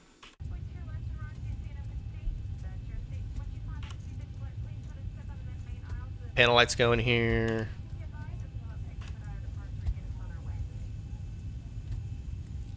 Yeah, with this, I'm just gonna do this. Panel light. No. Oh, I see. Wrong with the night. I think 700 is the right size. 800 a bit long. Yeah, it's... 2224, Roger.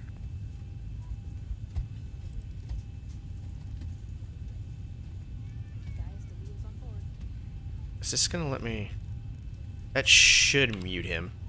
For now. Corrupted nav data. Shit. Well, we may not get to fly this after all. Yep, I have no nav data. Well, yeah, that's not gonna do it. Damn it.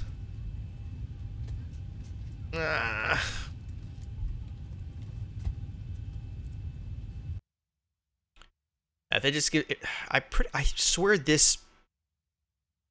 It's gonna give me the same error in the other Zeebo. I know it is. It's gonna give me the exact same error because I'm pretty sure these pull from the same databases. I just updated the nav data literally yesterday.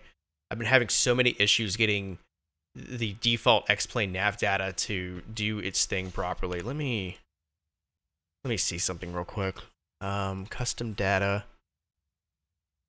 All of this looks accurate.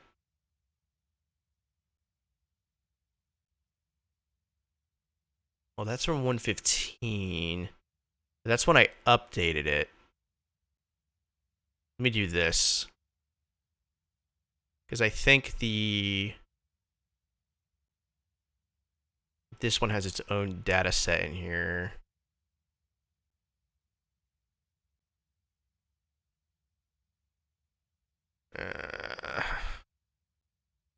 Damn it, dude. Let me try, this and see. If it gives me the same problem, then I am going to be stumped. The Zeebo election pool. Yeah, it does. What's up, Oscar? Yeah, we're not in the A321 anymore. Sorry, I got to update that on the overlay. It's 737. A321 most certainly does not have a yoke.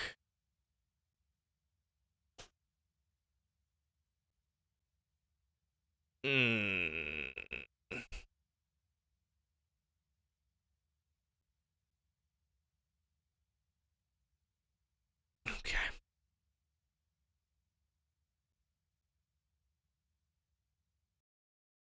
Oh, okay. All right. Oh man, it was just going too smooth, wasn't it? Everything was going way too smooth. I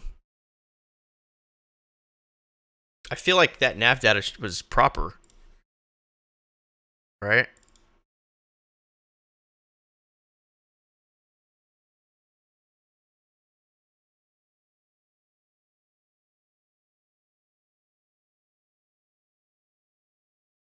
I mean,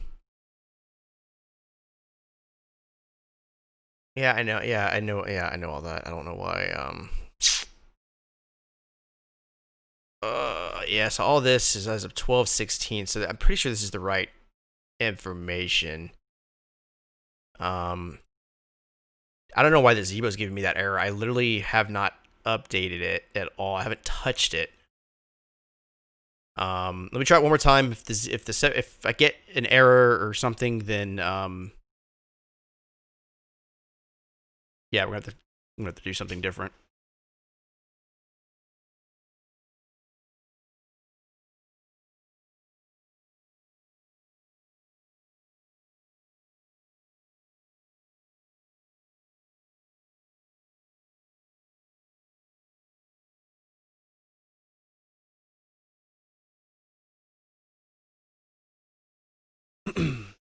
I don't know. I had that corrupted with Zeebo for a while. Was stressing for months. Now it's fixed somehow, and I'm not updating jack shit. I'm scared. Huh?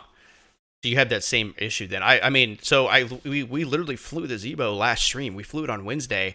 I have not updated it since then. Nothing has changed, and yet I got that error. So I don't know. That's XPlane for you though. It's just typical XPlane. Just something breaks inexplicably when you literally don't update anything. I have not touched anything in the 737. I mean, I guess the only thing I have updated was the nav data, but that's not technically, because again, it pulls from XPlane's custom data, so that's the only thing I've literally updated for the entire sim. since the last time I streamed, so I don't know why I'm getting that issue. I mean, I would say I'd fly the A319, but I just flew the A321, so I may have to fly the MD-80. I do not trust the I don't trust the E-170 to make that approach.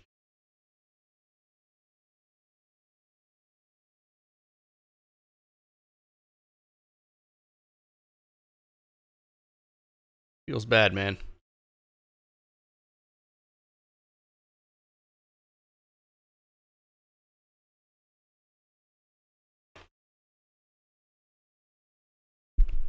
Oh, poop.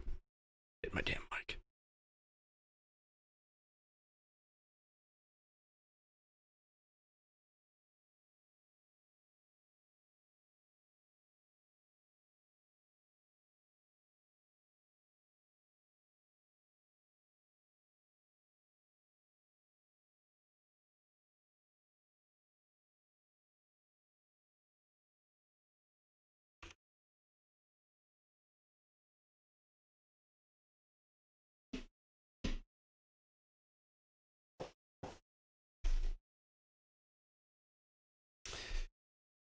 Oscar, that's a good question. So why do I put XPlane under MFS? A lot of other simmers do the same thing. I know that XPlane technically has its own designation on Twitch, but flight sim is so niche that we all kind of just categorize it under MFS. We did it before as well. We would be in XPlane, but still show it under FSX or Microsoft Flight Simulator X before MFS came out. So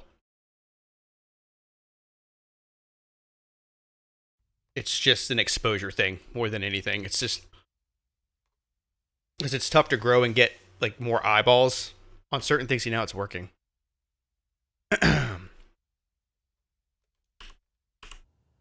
if it's segregated into different categories, so that's why we do it. I guess technically you're not supposed to do it, but I mean, people fly P3D, and I don't think P3D.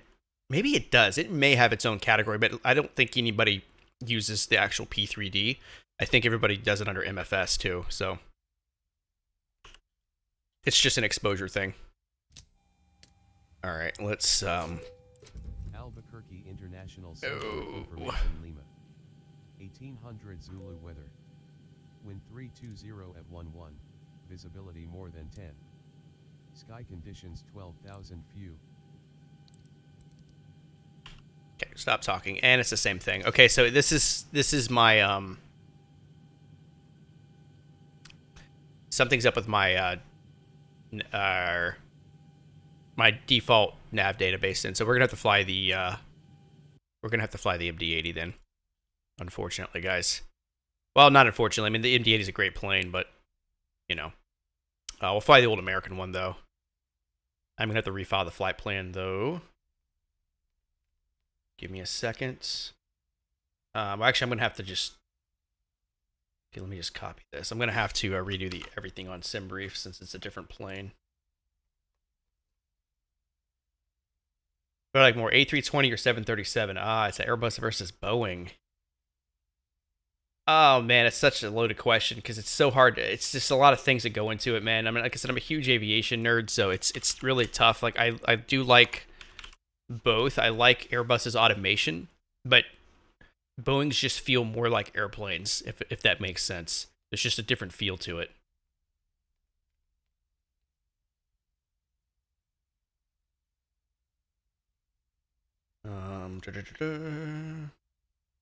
Get rid of that.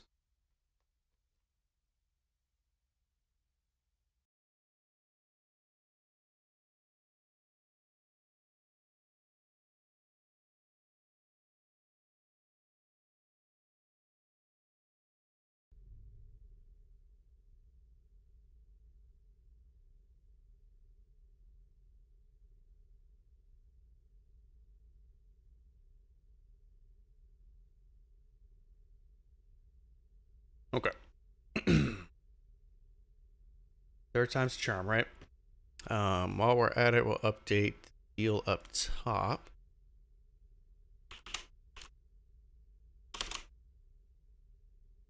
There we go. And oh, no, not southwest.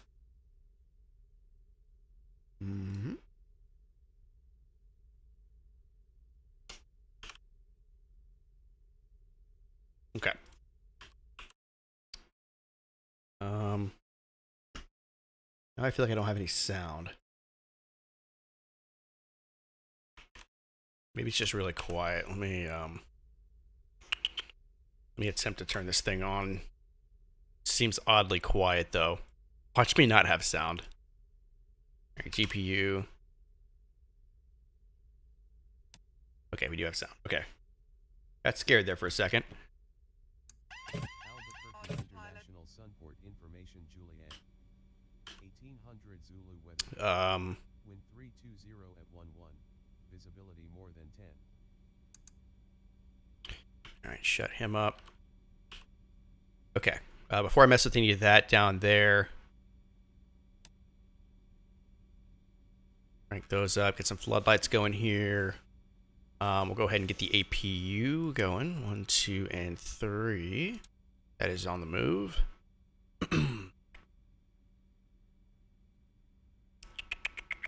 And nav.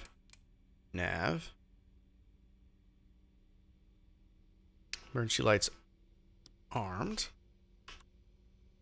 There we go. We'll get rid of the yoke. It's the only plane I get rid of the yoke in because it blocks the view of the map.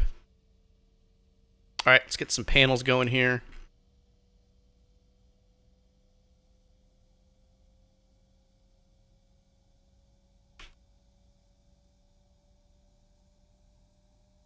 What is this?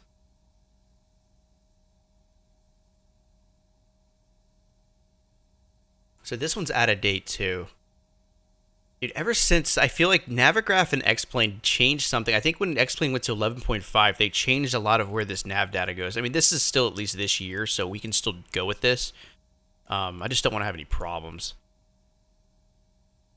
But that's fine. It's not ideal, but it's... What is that, 8 months?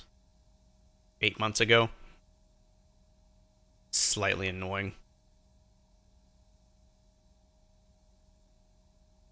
Okay.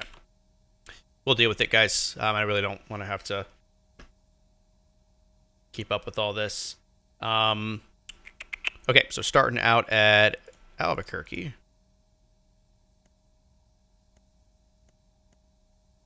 Plug that in.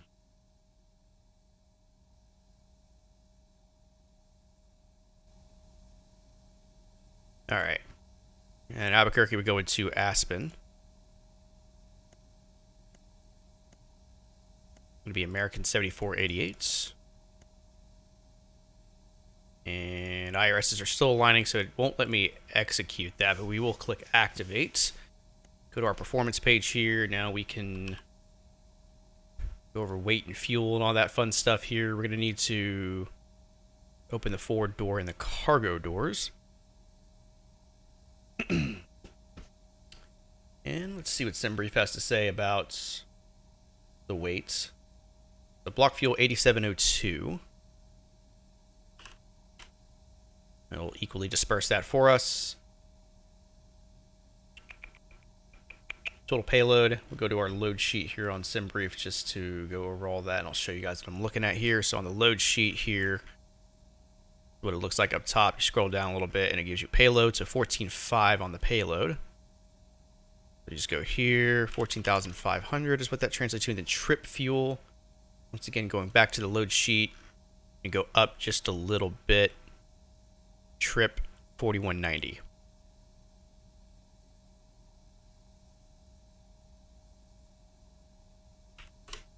Plugs that in. Nothing nothing in the red there.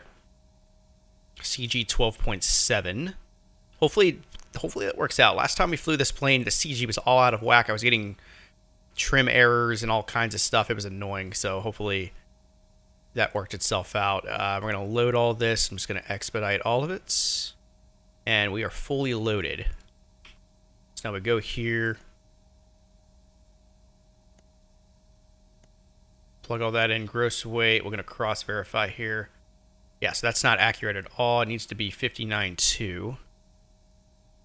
And we can verify this.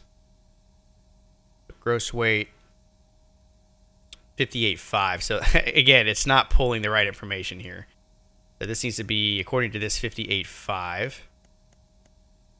So we'll change that. 0 fuel weights, that's close enough. And then the fuel, that's correct. Reserves, we'll just go 1.0 on the reserves. Cost index, I'm going 65 on that. Cruise altitude, it's 340. And then our winds are going to be 357 at 92. That's our average winds at cruise.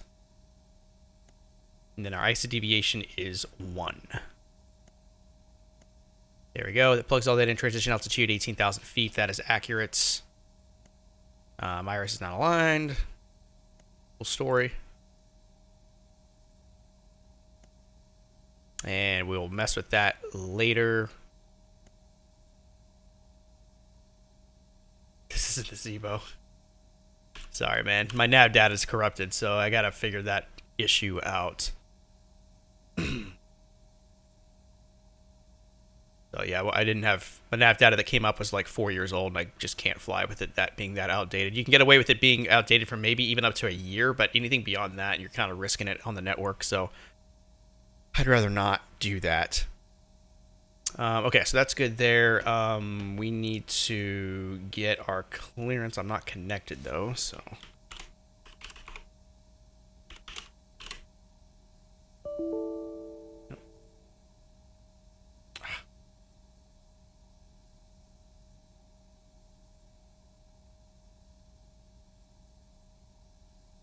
Here we go. Double checking, making sure there's no traffic. Yeah, so my Zebo is busted at the moment, unfortunately.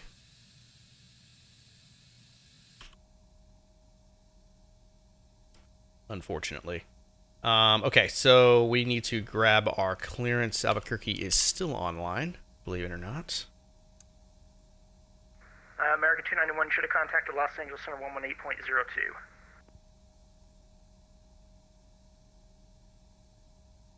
Albuquerque, Delta 683, we have step off about today. And American 776, say you want to climb to flight level 390. I didn't file, that's why. Yeah. American 776, maintain flight level 310.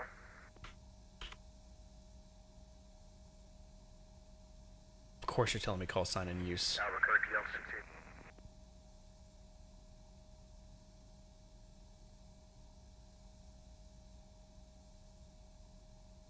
It's like 50-50, it does that. About 2 to 3 minutes. Delta 683, approved, report back.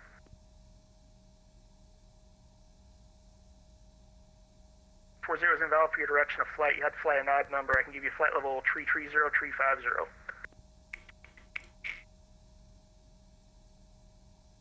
And I don't have...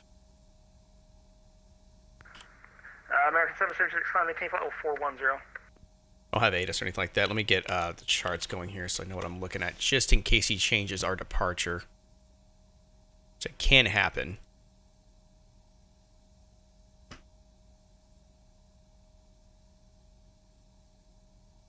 Albuquerque Center, good evening. American 7488 IFR to Aspen, please.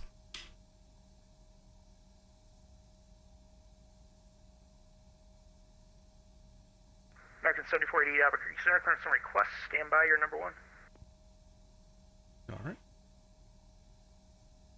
Albuquerque Center, Clipper 1987 with you at 38,000.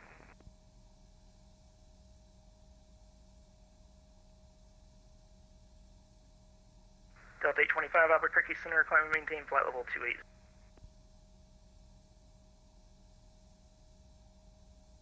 And I had another aircraft calling that was blocked. Say again, please. Clipper 1987 with you.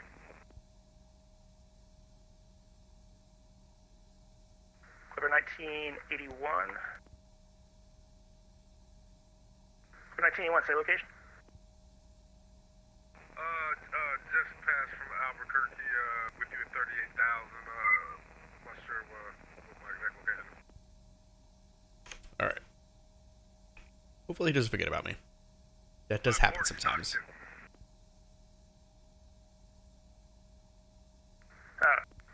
1981 Albuquerque Center, welcome. Thank you, sir. Center 6 Victor Golf is back. 6 Victor Golf, welcome back. Playing the waiting game.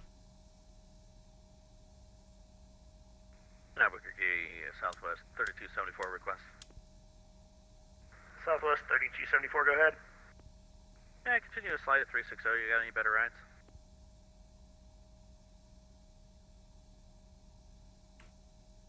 He's gonna forget about me.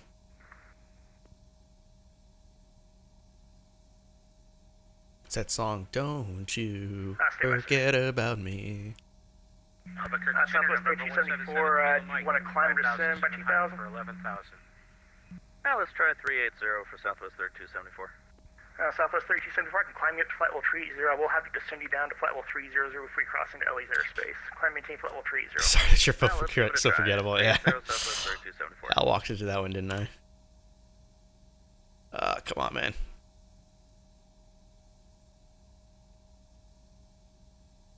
Albuquerque Center, sending Kilo Mike through 6,300 for 11,000.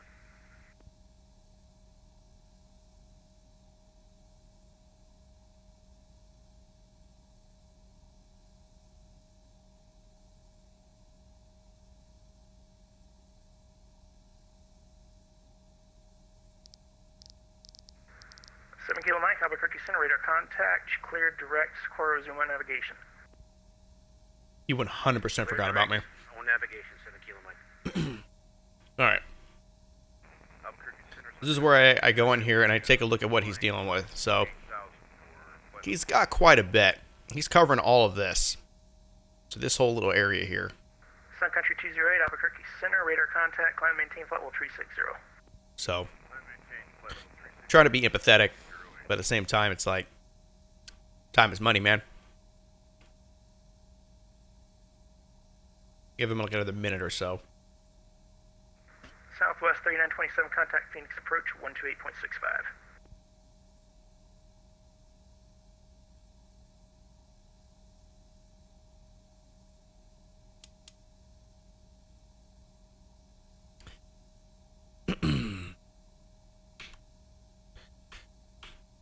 Come on, man. Killing me, Smalls.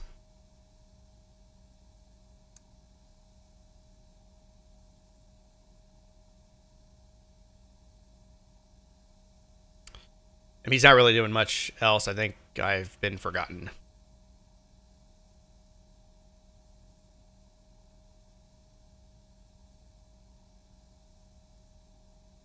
American 7488, Albuquerque Center, I have your clearance advised, ready to copy. Ready to copy, Center 48. American 748, you're clear to the Aspen Airport via the Albuquerque 3 departure and then this file. Climb, maintain flight level 200. Expect flight level 34010 after departure. Departures this frequency, squawk 0765. Cleared to Aspen Airport, Albuquerque 3 departure, then is filed. Climb, maintain 20,000 feet. 34010 minutes after departure, squawk 0765, American 7488.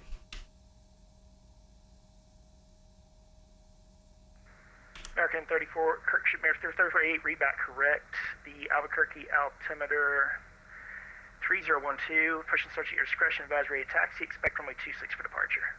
We'll go. Alright. I had my finger on the button ready to call him. Okay.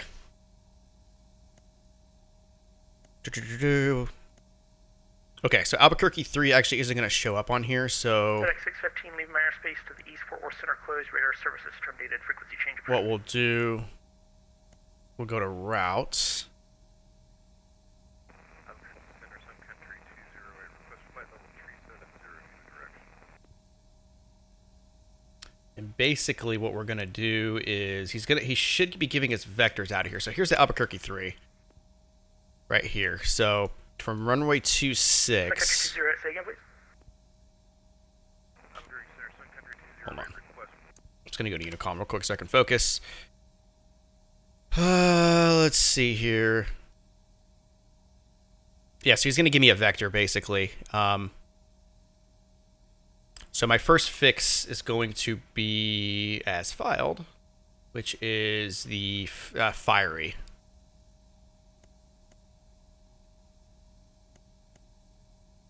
It says Albuquerque on this filing, but obviously I'm not going to go direct to the Albuquerque VOR when we're literally taking off from Albuquerque. So, yeah. So we'll do that. After fiery, we're going Brazo.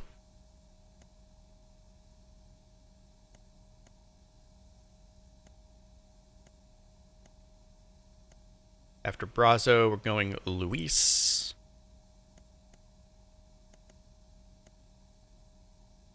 And then after that, we're going Hare. Hare. You guys let me know how you want to pronounce this, because that is my best effort. All right, we'll execute that. We're going to go into our arrival. Oh, you know what? Hold on. Sorry, I've got to do one more. Skier is our next one.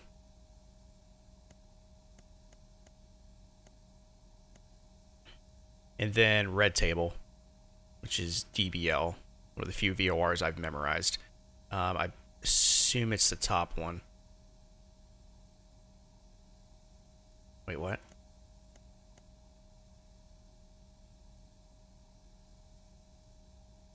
What is... Wait, what? Okay. It just deleted everything I just put in. It literally just took me direct to Red Table. Why did it do that? I knew that looked weird. Oh my god. Okay, let's try this again.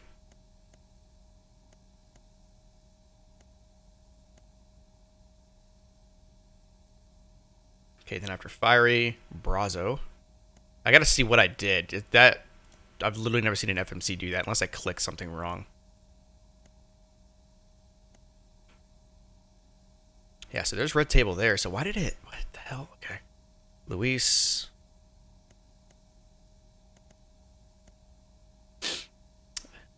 R.A. Harry. E.I. E.I.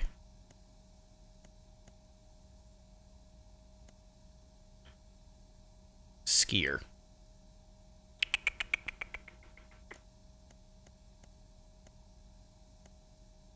Okay, execute. Legs. Okay, fiery Brazo. Luis Harry Skier.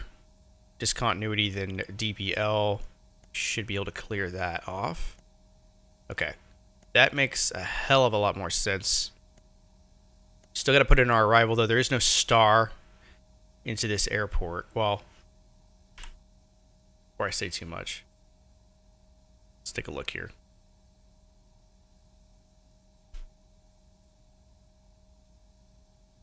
Yeah, there's no, well, yeah, there's no arrival. You do have an approach. You have approaches, which will probably be doing the RNAV. And we're coming in from Red Table. At least we should be. Yeah, so we'll just plug that in for now.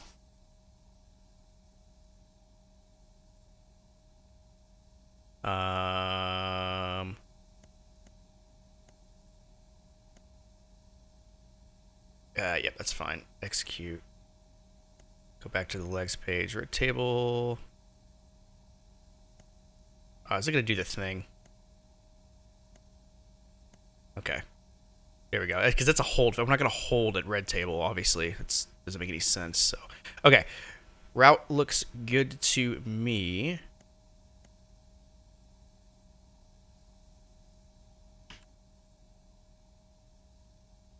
Yep, and this is the missed approach fix here. Okay, that's what that is. Okay, perfect. That looks good. Going to our takeoff performance page here. Outside air temperature is that.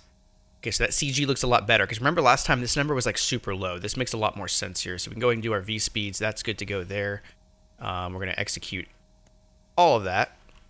And we are ready to go finally. Lose the gate.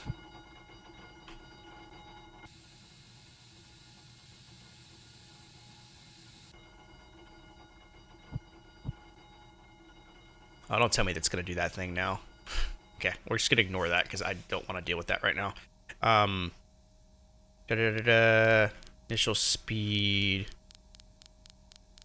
Oh, 159.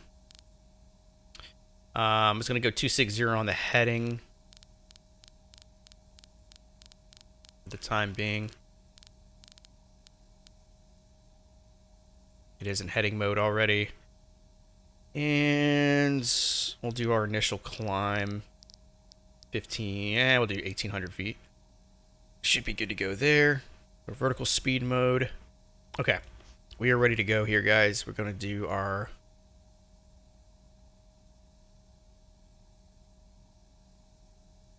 Ground to cockpit, please show me where you want to go. Push and start. Going this way.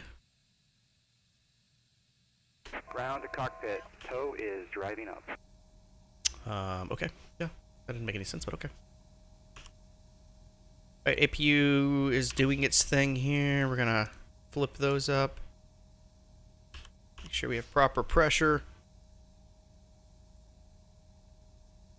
That needs to be turned on. Fuel pumps are turned on. That turns on later. Go up and mess with this guy up here. That's just a flight recorder. Don't know why. This is like the only plane on the planet you gotta do that on, but you know. And all that other stuff here on the OG ECAM should clear out later. We gotta go over here and actually mess with... All doors and hatches are closed. Ready to connect. Set parking brake.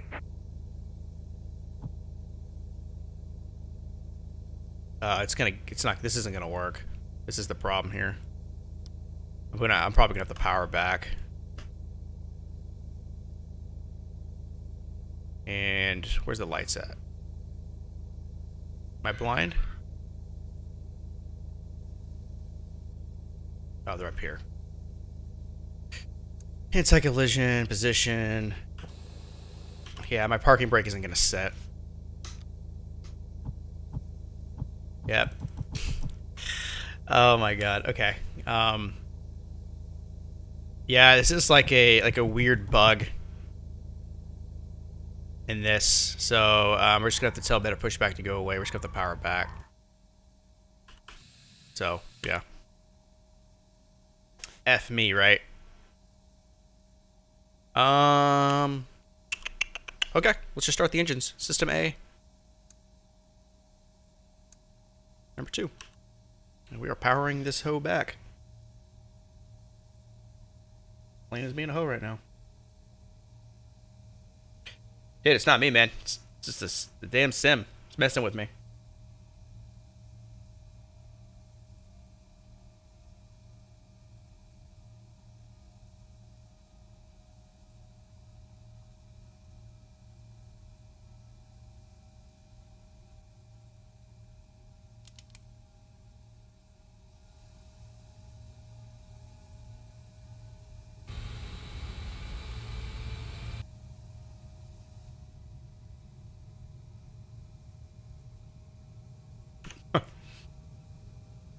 Wait, you don't believe me. I actually haven't gotten this error in a long time with the parking brake, so I don't know why it does that. I mean, it is what it is. Just gotta back this up Russian style. Alright, starter cutoff. Starting number 1.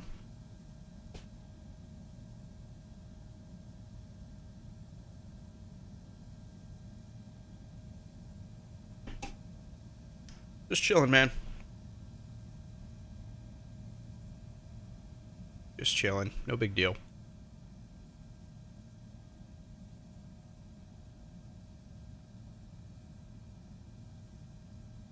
And gas.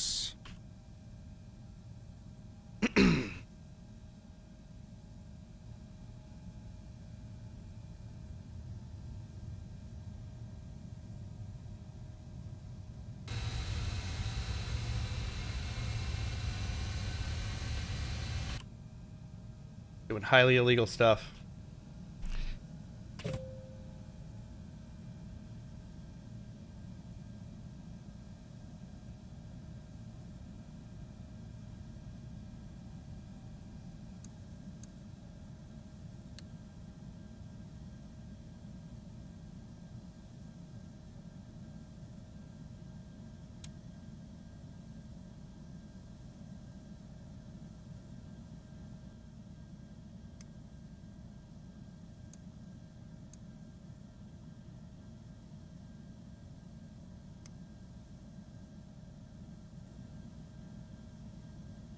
All right, let's power back.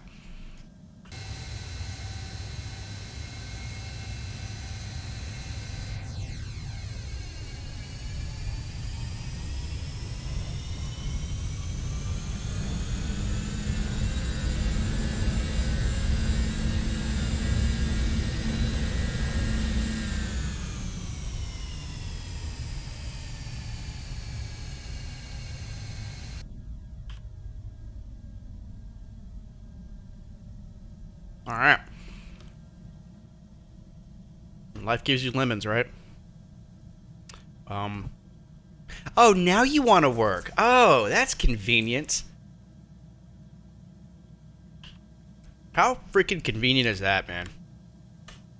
All right, take off. Flaps.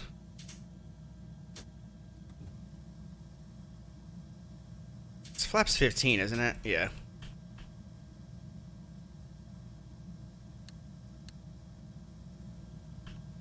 It's a nice pushback. And now the brake wants to work. Maybe the engines need to be started for it to, like, fix the problem? I have no idea. All right, so CG's 29, so let's take a look at our trim here. All right, so CG 29, so this is what we're going to do. Let me position this. So 29, and we're going flaps 15, so trim. So this makes a little bit more sense. So about 2.5 on the trim. So just hold this here. You guys can barely see it. Why is it?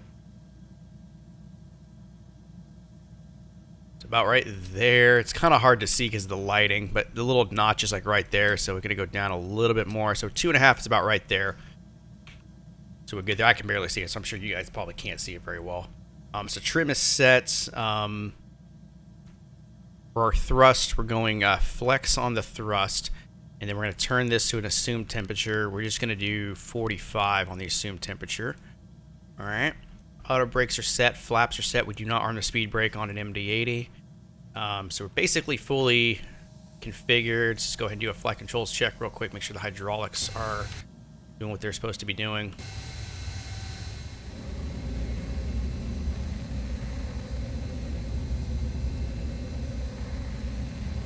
All right, we're good to go there.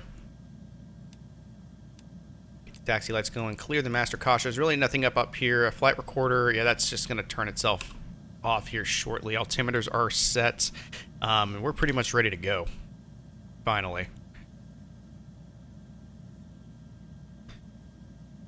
So we can go back on to the frequency here. American 2224, same mark number. 178 American 2225. Sorry, Delta 6887, same mark number. We're both doing 7. He just has MSF, whatever the default 2020 weather engine is. He's going to be a second probably.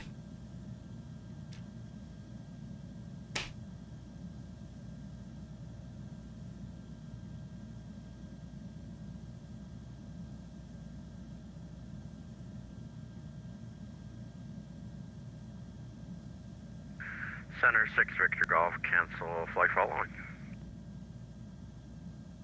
6 Victor Golf, cancellation received, squawk VFR, frequency change approved. Squawk VFR. Thanks, have a good one. You copy that, Delta 6887.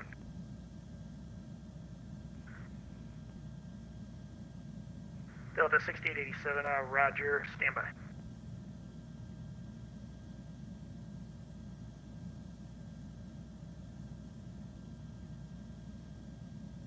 American 2224, what's your best mark number, sir? We just went down. We're going to increase to Mach 0.78. American 2274, thank you.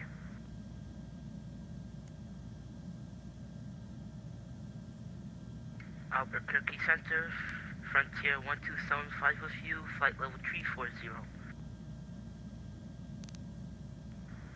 American 70, 488, runway 26, taxi via Alpha, altimeter 3015. Last aircraft calling check-in and say again. Frontier 1275 with you, flight level 340.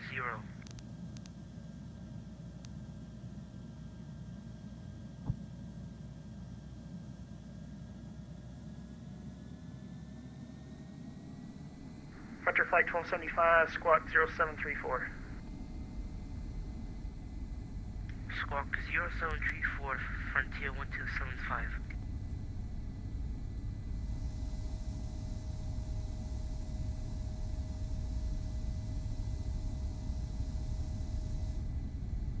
American 1180, you're 5x5.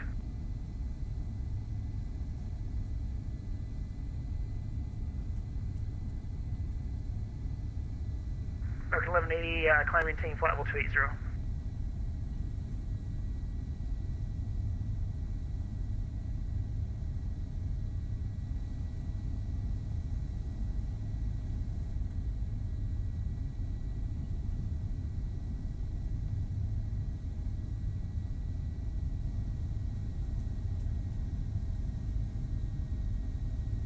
Delta 6887 descend to maintain flight And my level mic was muted the 200. entire time. Sorry.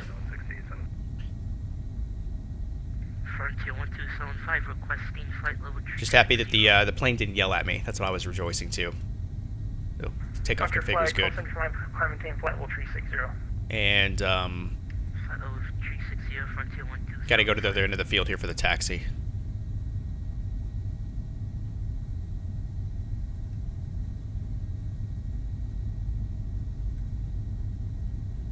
Last aircraft on take all time.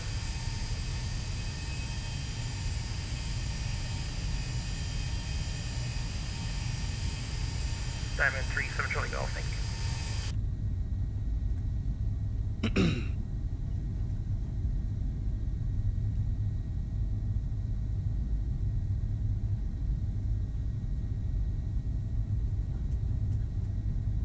American 2224, contact Los Angeles Center 124.62. Oh, I don't have my squawk code in. Shit, he didn't tell me. I know I'm gonna get yelled at. 0765, let me slow down here.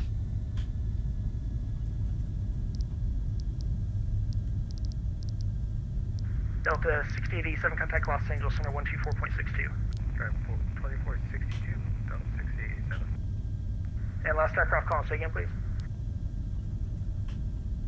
Alright, TARA, we should be good now. American 1181, climb maintain flight level 300.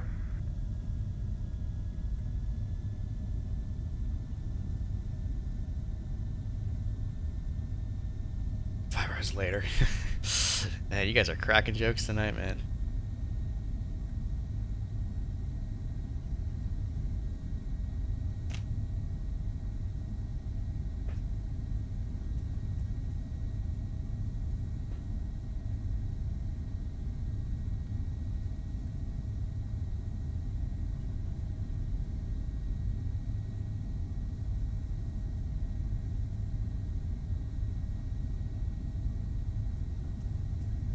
Delta 360, I'm closing operator services terminated. Frequency change approved.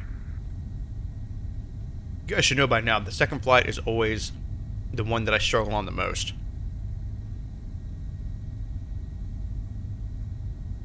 Delta 1683, I'm closing operator services terminated. Frequency change approved.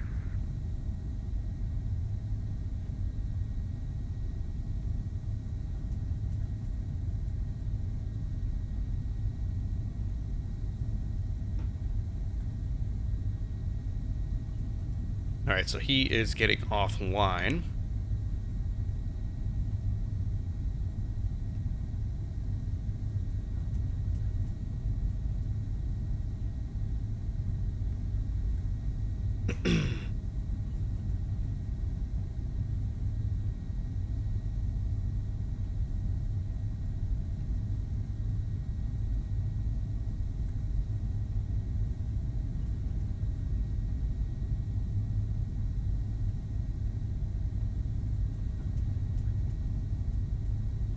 It's the longest taxi in the history of taxis.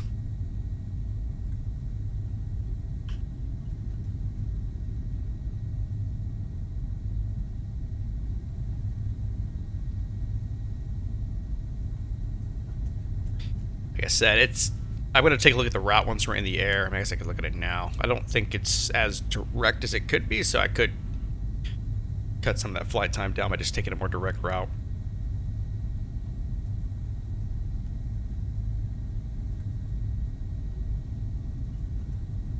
Delta 1361, contact Los Angeles Center 118.02. Take care. 300.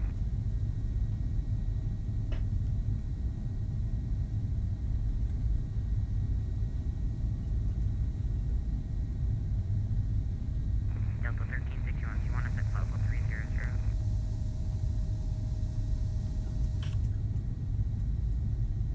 Delta 1361 negative. You're going to Los Angeles. You're good at flight level 340, sir.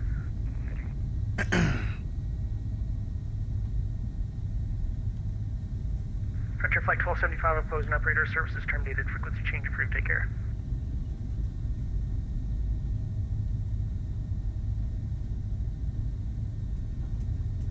Alright. You're finally getting there. American 1180, contact Los Angeles Center 118.02.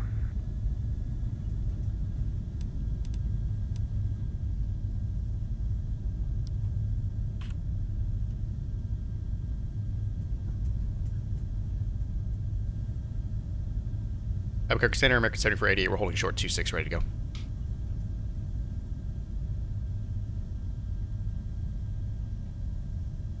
American 7480, I'm actually closing up. Switch to advisory and frequency change approved. Take care. Advisory, thanks. Alright. Works for me.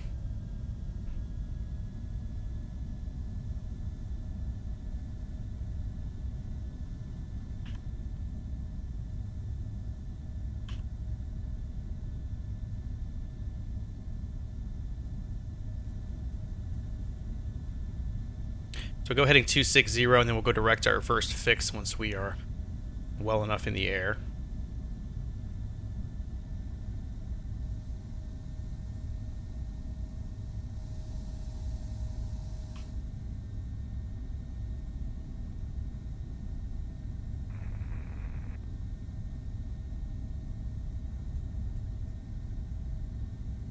Two six confirmed.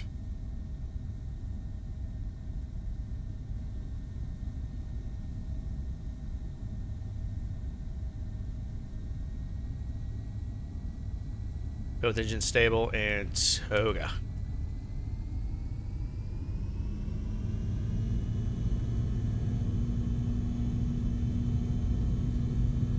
Power set.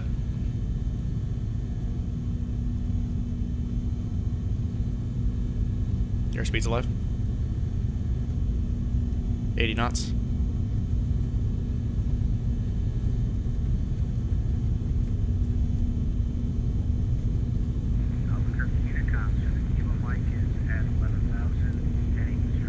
V1 rotate.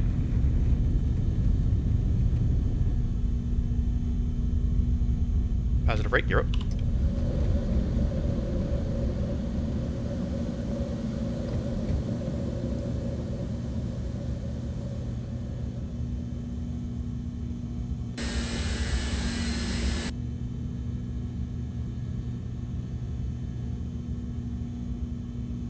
Climb thrust.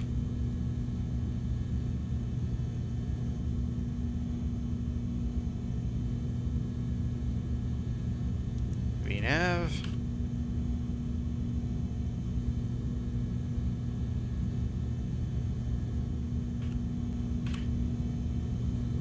And we're going nav mode, going direct to fiery.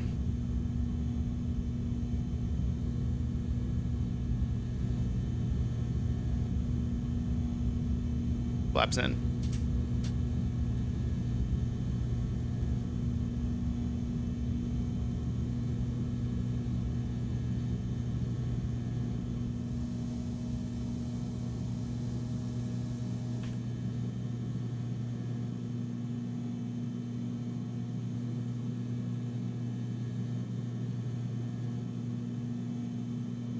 Nice and steady. So the VNAV's working perfectly now. I had a busted ass plane last time we flew this thing.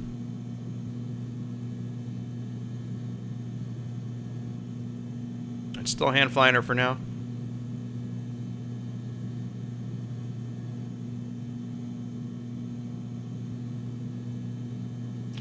And go autopilot.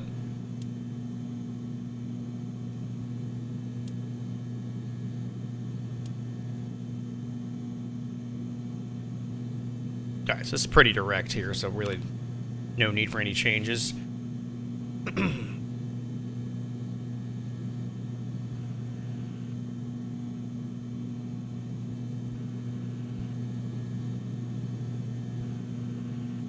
That's 10,000 feet. Go ahead and cut the lights.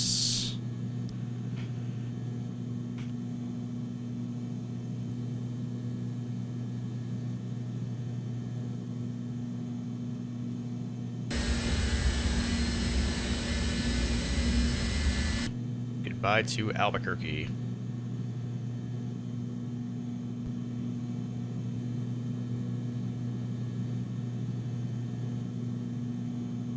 Alright, so the plane is behaving itself.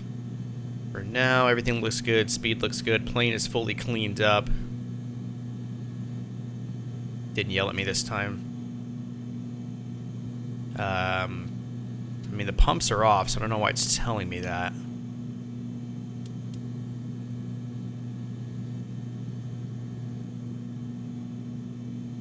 I mean, sure. Pretty sure there's no fuel in the center tanks, though, but okay.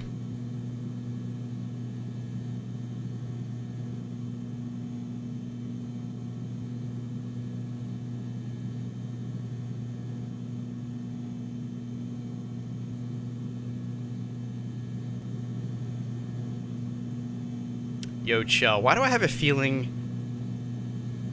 that this is Tin Man?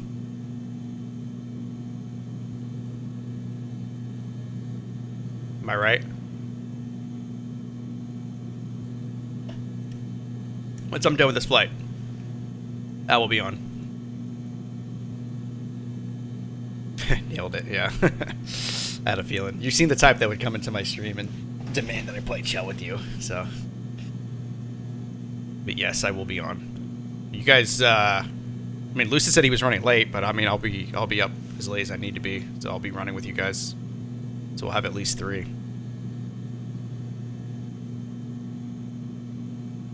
Sounds good, man. I'll be there.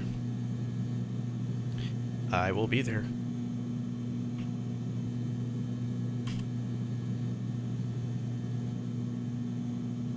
Alright, that's 18,292.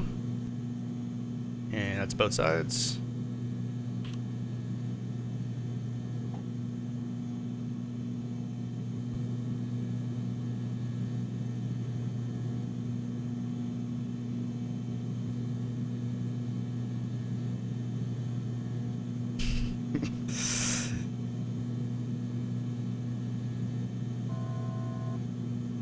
I don't think this flight's actually going to be an hour and 20 minutes either, because that was what FlightAware was spitting out.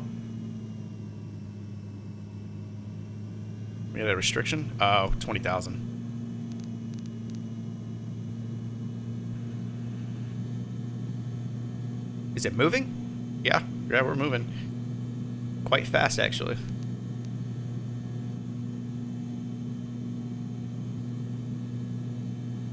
I'll do a flyby to prove it to you.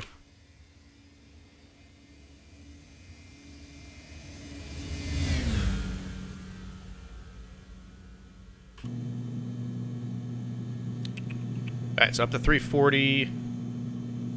Activate afterburners. Can you imagine if a passenger jet had afterburners? This is actually a pretty fast plane, though. These older planes actually get up and down very quickly compared to more modern planes, so. Anyway, so this is what SimBrief was spitting out. It had me on this crazy-ass route, this waypoint way the heck out here. We're on a more direct route, so I don't think this is an accurate time. It's probably, I'd say, at least 20 minutes, if not less than that. So I wouldn't put too much stock into that. into that flight time that sim brief spit out.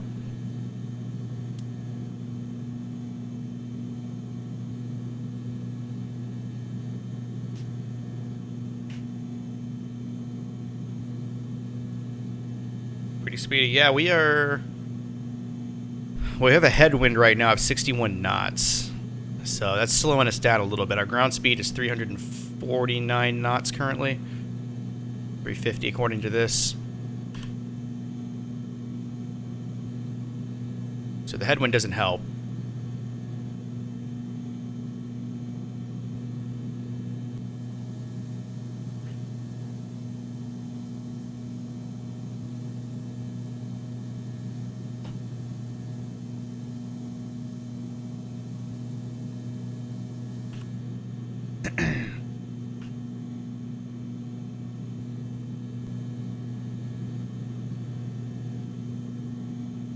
Anyway, Aspen. Let's talk about Aspen. So here's this tiny runway. It's an 8,000 foot runway.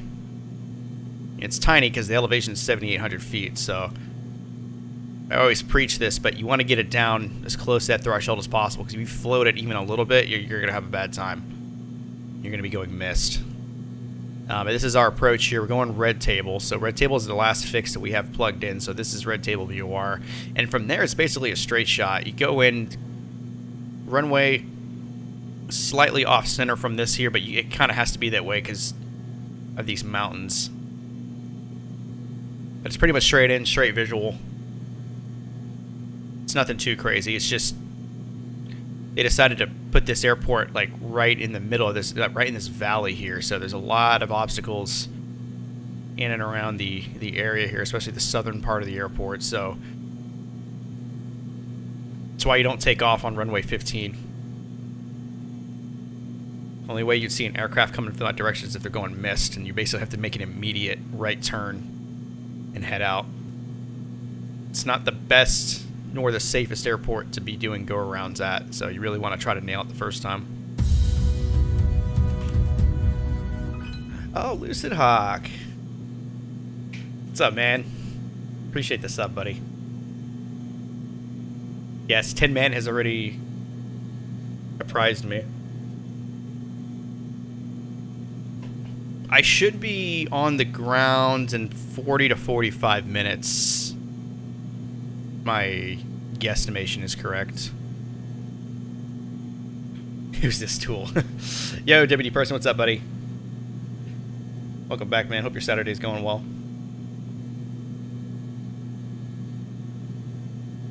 Going skiing, man. I'm going to Aspen. Doing the RNAV 15 approach into Aspen. So anyway, should we go mist, basically you got to cut a hard right.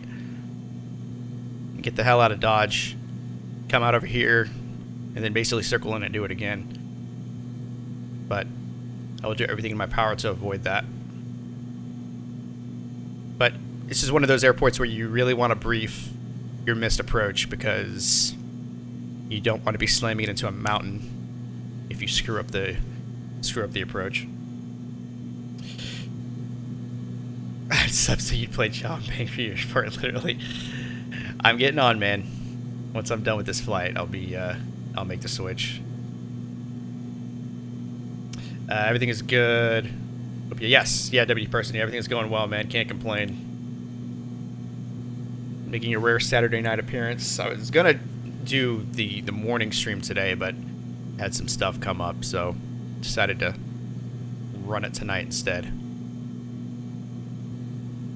Just trips him when I'm ready. I mean, name a better duo. Tin Man and taking tripping penalties.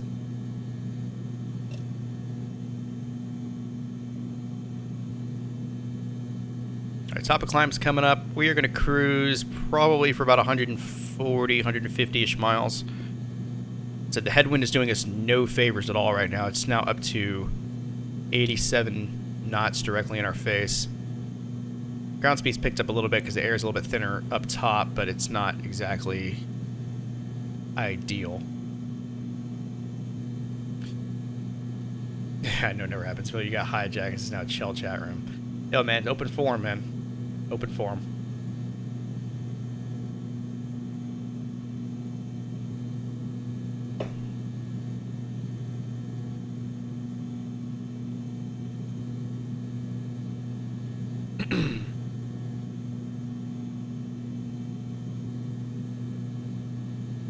You guys happen to come. You guys happen to come into my chat when I'm doing like semi-tough approaches too.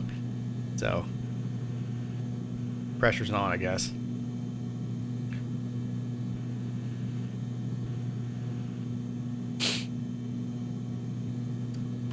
What is my? Oh, that number's not gonna work. Don't know if it's gonna let me. Nope, it's not gonna let me do that. Probably have to up my cost index.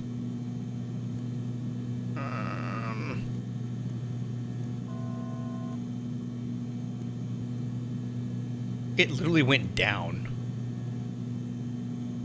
Okay, whatever. I can increase it manually if I need to.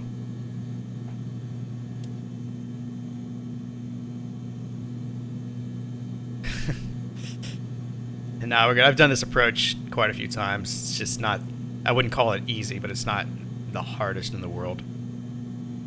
It's just tiny runway in between some mountains, so you know, just that kind of thing. All right, we're at cruise. I'm not happy. Well, I don't know if I have much. I don't have a lot of wiggle room here with this Mach speed.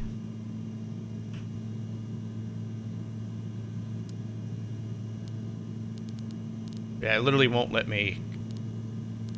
And it's just giving me a hard no at this point. I don't know if this is because like what the computer's saying, but I should be able to override it. But whatever. Okay, I guess we're just chilling now. This is a Zebo mod. I do need to change the stream title. No, this is the MD-80, man. Yeah, we had to fly the MD-80 because I updated my nav data yesterday to the new ARAC cycle, and for some reason, XPlane isn't picking it up. It literally gave me like a nav data corruption message in the FMC when I tried to load into the 737. So I've got to go in and figure out what the hell it wants me to do, because I thought I had it.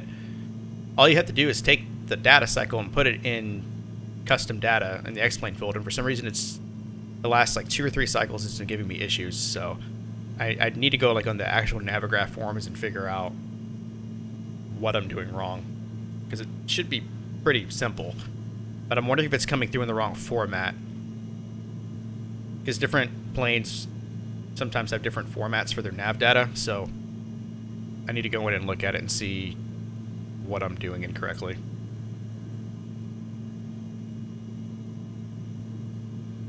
I know some of those words.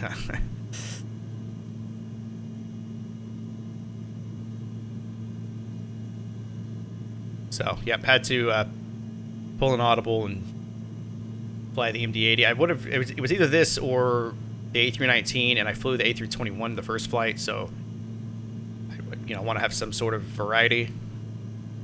That's why I decided to do the MD-80.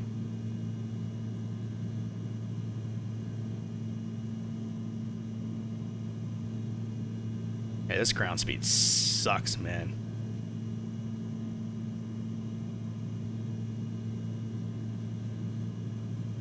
I don't think there's any actual... Yeah, there's no altitude restrictions. So, the computer's going to do this probably for me. Yeah, red table at 12.9. I mean, that's actually the actual restriction there. So, as long as the VNav descends me properly, then I'm not really going to worry about it. No, it's... So, the MD-80 is by McDonnell Douglas, which technically is owned by Boeing now. But this plane, I don't believe is in operation anymore in the U.S. American stopped flying them about a year or so ago. Delta may still be operating theirs. I'm not sure on Delta. Yeah, this is an old bird, though.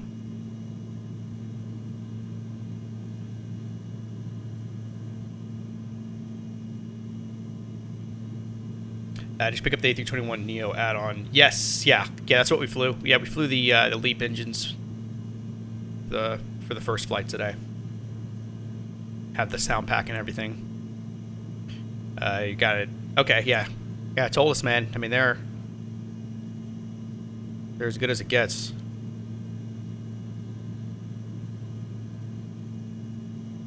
Yeah, the Neo mod is solid for sure.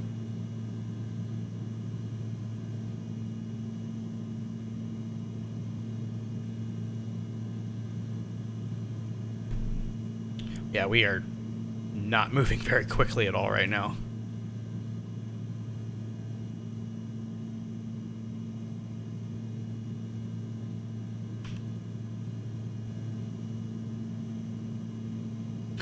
It's kind of strange. It won't let me...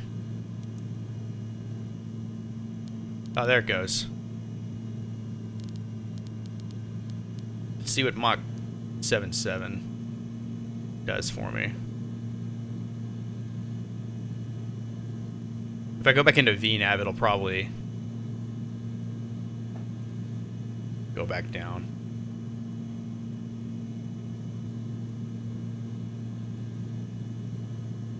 I can probably get this up to 7.8.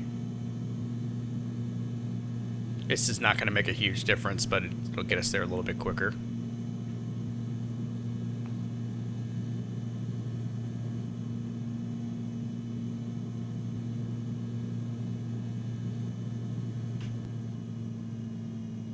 So we're not... we're still on the departure play. We're not really headed to any fixes, though, but this is kind of where we're headed here. So we're going to start making our way to Colorado airspace here soon. LA Center is still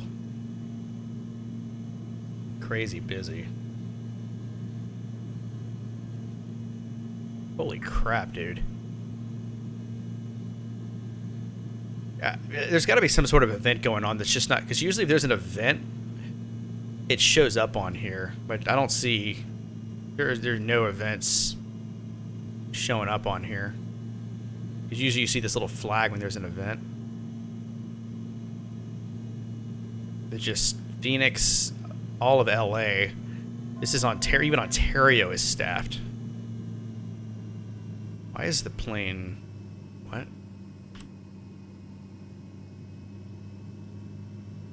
The hell just happened?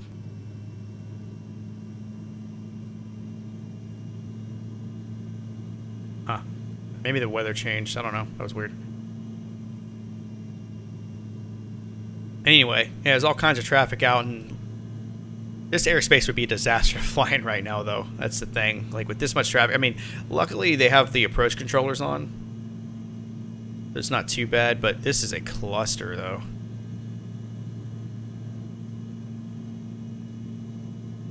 Ton of traffic.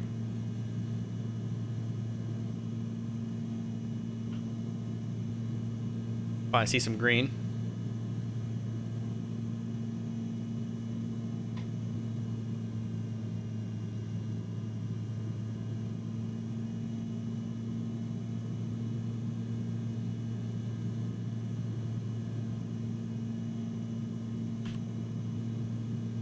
But I'm genuinely surprised that we had Denver and Albuquerque on tonight too. Usually the West Coast isn't the best with ATC staffing, so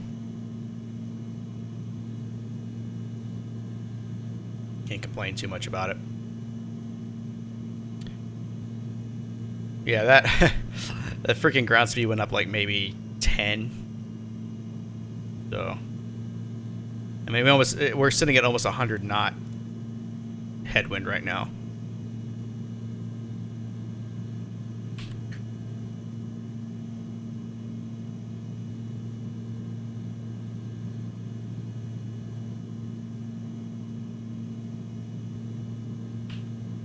So it is going to take us a minute to get there.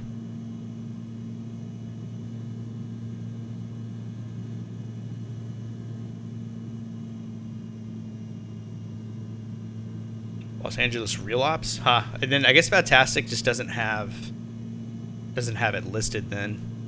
Because normally you see a little flag like this.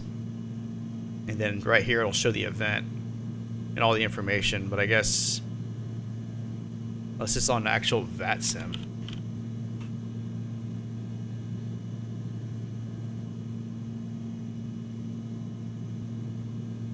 Picks 2 to Tango. Yeah, so it's not, I guess it's not on here either. A lot of this is international stuff too. Malarkey, that's funny. Zurich. Gatwick. I did see something on Threshold that somebody's developing a new Gatwick airport. Yeah, Origami Studios is developing Gatwick. Yeah, so you guys, I was talking about an A220 before. So this is the developer that's doing the A220. So that looks pretty good. Again, I'm not that familiar with A220 as far as how it looks, but this looks decent. The problem, though, is the cockpit. It does not look that great.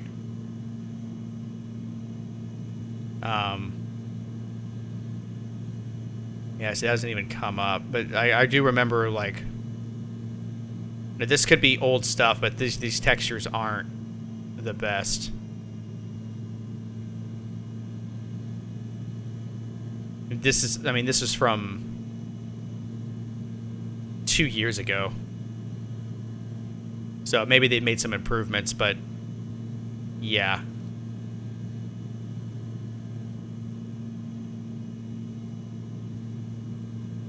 I like whiskey. Sure you do, man.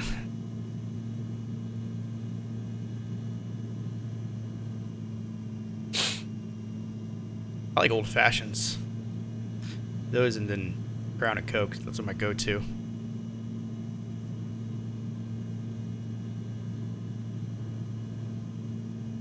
And we are crawling right now, man.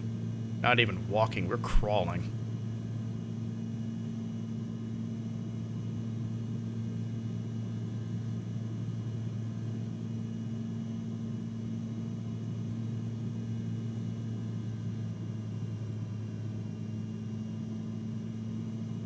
Somehow I'm 10 feet above where I should be.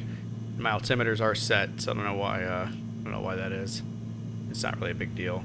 You're allowed a little bit of deviation. I don't know what the exact number is, but it's not a big deal. It's just usually you don't see it doing that.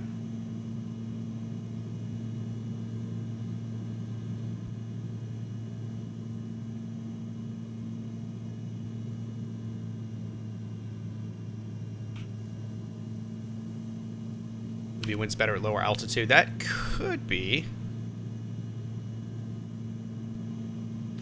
Wonder if active sky will tell me.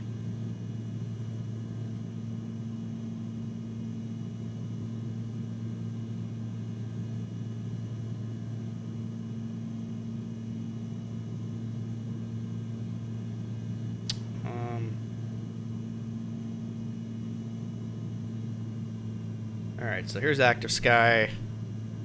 Gotta find where I'm at, because that's Texas. Oh, there we go. I'm just going to assume I'm the airplane. And then we do wind. That doesn't really help. So, I don't know how to... so this mean... Yeah, this doesn't help.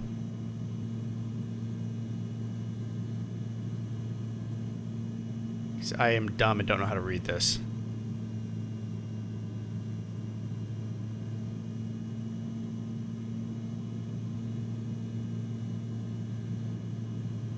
Well, I'm going to go ahead and assume this means it's a headwind. But... is it... how do I... look at the altitudes? But yeah, it looks like it's a headwind, like a direct headwind almost the entire way.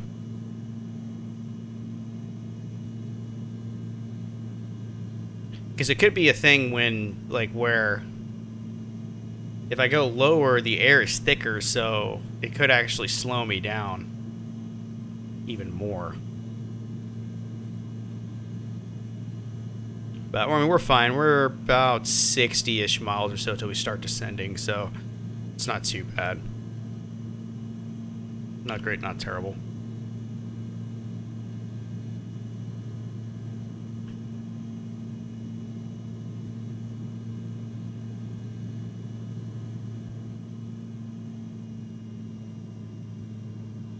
Press right click, show weather here, and it shows me.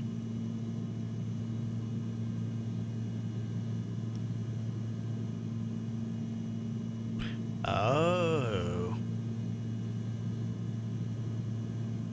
Okay. So we're at 34,000 feet, so speed 109. So I'd have to go, yeah, I'd have to go to 24,000 feet, really, for it to make a difference.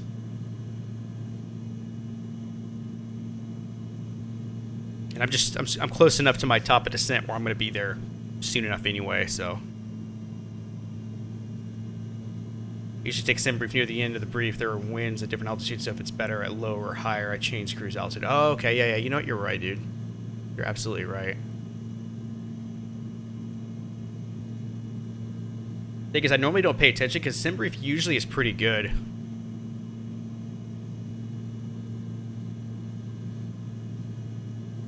With that, so let's see. Wind information.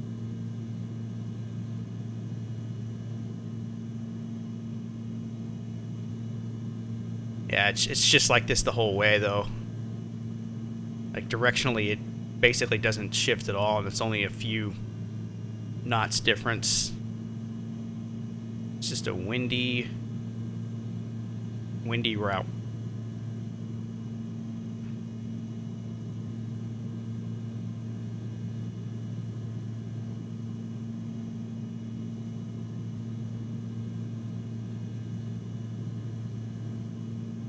SimBrief is pretty good at optimizing. Sometimes it's off. Sometimes it's definitely off, but it's usually pretty good at optimizing.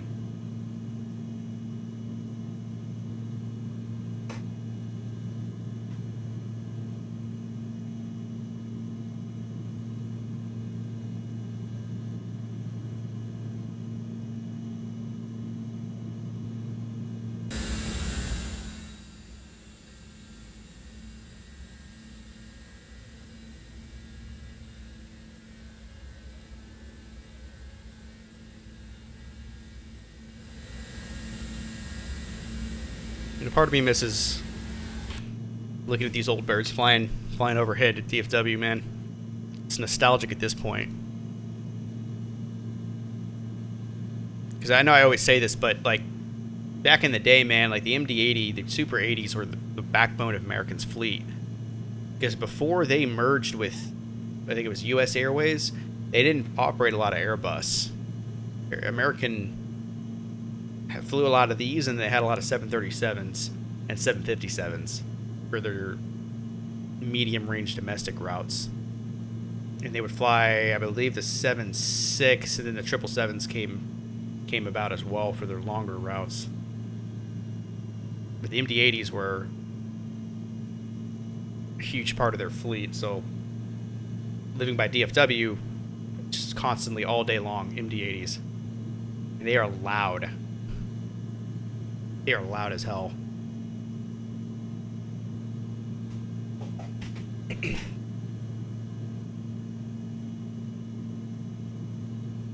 They are not quiet airplanes at all.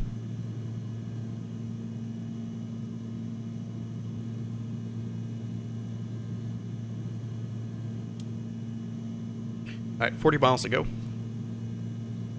Till we start down at least.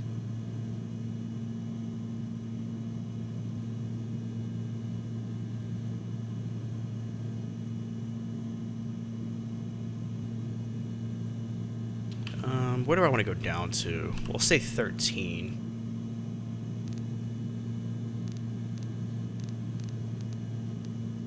$13,000 on that.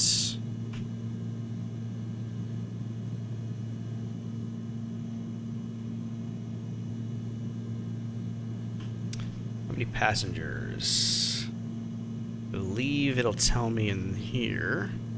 139 souls.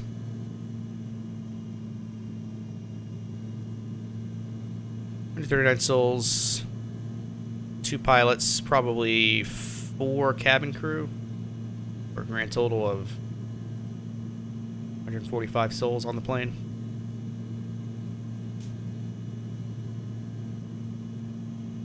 Not sure how many the standard number of flight attendants is. But you probably have, what, 2 first class and then 2 in economy on a plane like this.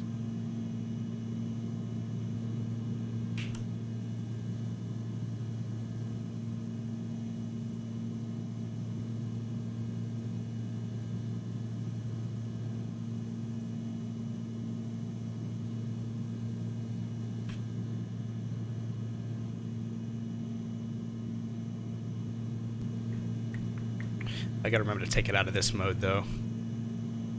Once we start down. I can probably start messing with this. This will give me the, that may actually be the localizer.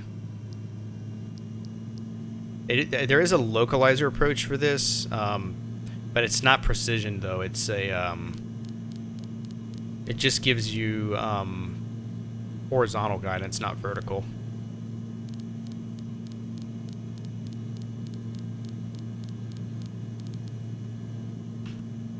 And then we're going to do flaps 28. No wind correction. I guess I should check the weather. I haven't checked the weather yet in Aspen. Alright, Aspen right now, winds 180 at 6, so it's pretty mild. 10 miles of visibility, no precipitation.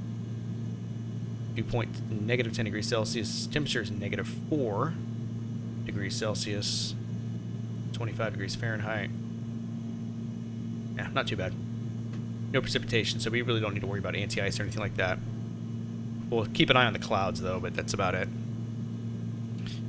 And, yeah, 132 knots, that should be good. Appreciate the follow, Tin Man. Welcome aboard.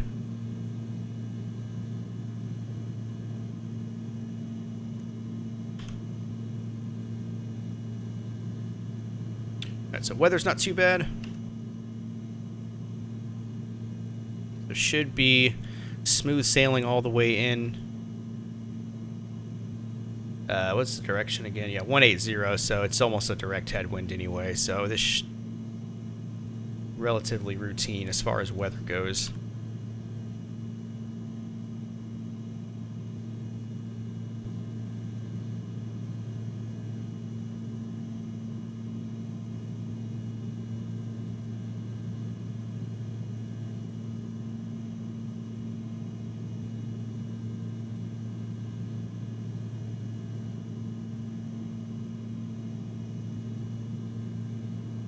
Trying to come up on those mountains now. I remember the last time I've come in, because usually I do Salt Lake City to Aspen, so I haven't come in from this direction in a while, but Red Table VOR is your point of reference for the most part, because that's you just straight in the approach on that. Although there's all this open space here, so you could theoretically, I don't see why you wouldn't be able to come in this way. I guess you'd have to just be aware of the mountains here, but you do get pretty close to these mountains here. And then you just visual it in. I guess because you wouldn't be able to see the runway until you're like closer in right here, whereas from this angle you can see the runway sooner. That's the only reason I could think of why they don't really have you coming in from this direction. Even though there's more space here, there's a lot of visual obstructions. That's the only thing I could think of. It's just harder to see the airport. Plus you have this thing right here, which I think is actually a part of a mountain, and it like almost completely obstructs the threshold of the runway. Yeah, because there's only 3 approaches. There's the Roaring Fork visual. Yeah, so I guess technically you could do this. You're coming in at an angle and then you're doing this thing. It's not like straight in.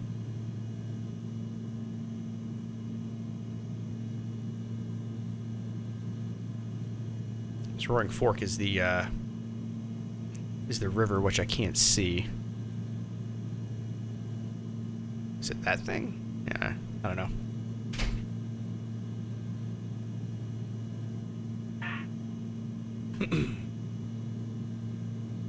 Alright, so we are about to start down here very soon.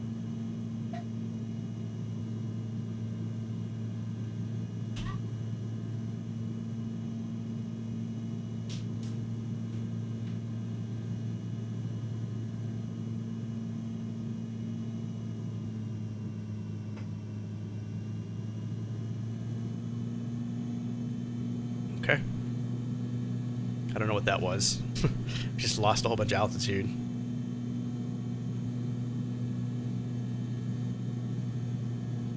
Alright, so now we're going to start down. I'm going to do... go back to VNav.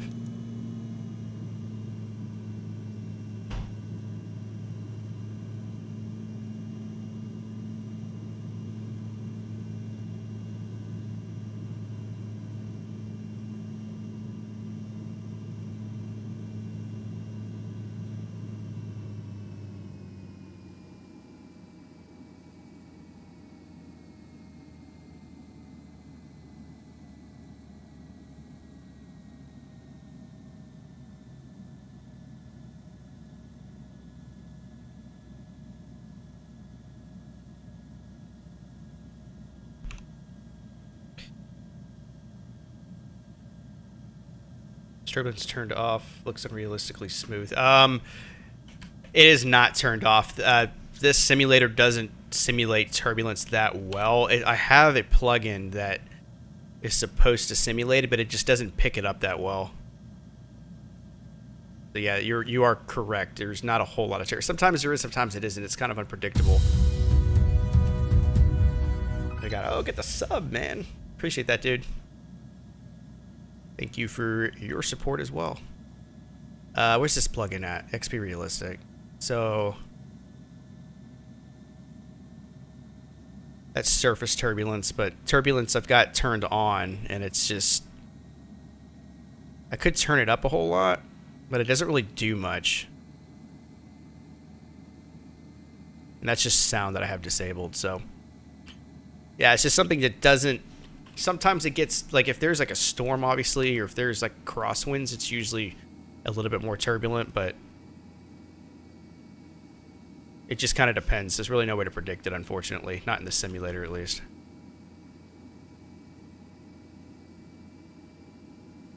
Do appreciate that sub, though, again, buddy. Thank you.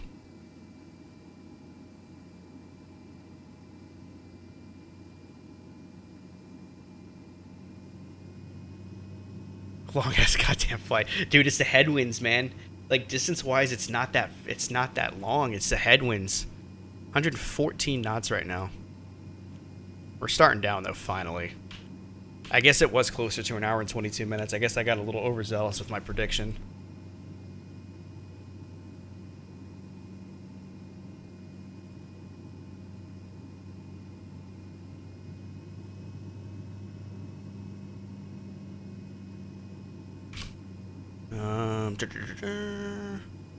We'll hit a speed restriction once we get to Harry, which is in about 30 miles.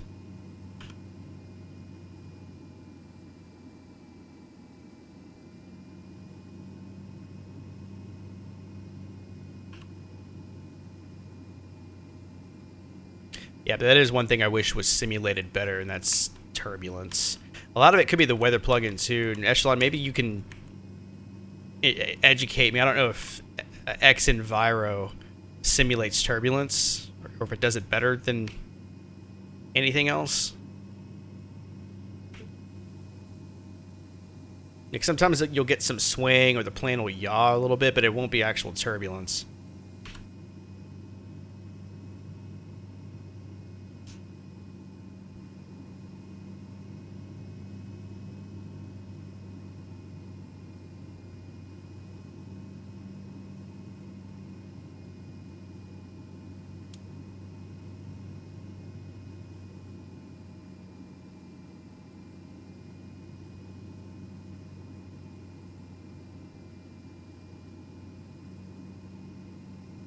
I think XP Realistic is the best way to go. Yeah. I wonder what happens if I turn it up more.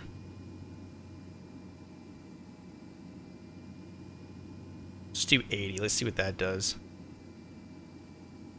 Surface turbulence. Yeah, that's for low level altitudes. That's not what... Alright, I'll put it on that and see what it does. Right now it's doing nothing.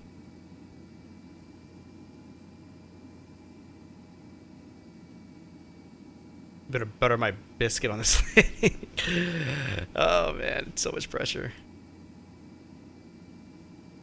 We'll be alright.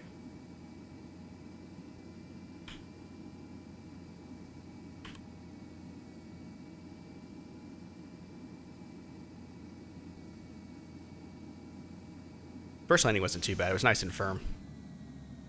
We were dealing with crosswinds though.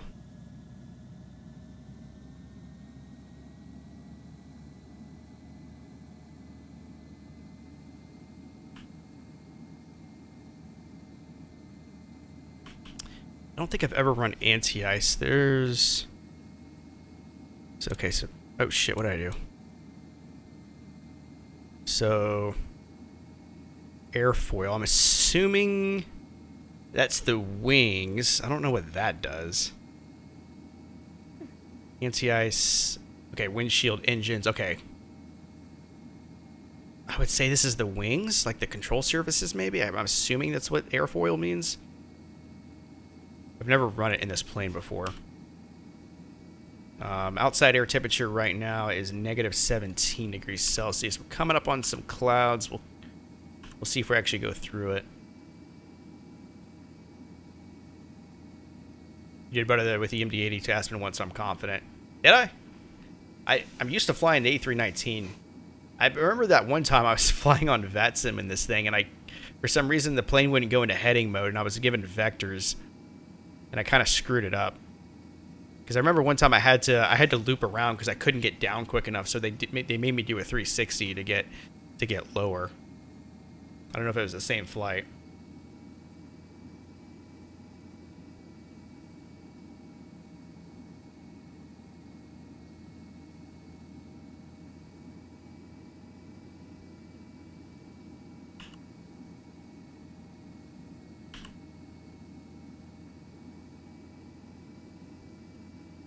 Up on some clouds. I'm gonna go and cut these on. Okay, so that does mean wing anti-ice. Airfoil ice pressure abnormal. I don't know what that means. Oh shit. I literally didn't even turn off my APU. I'm gonna start a fire.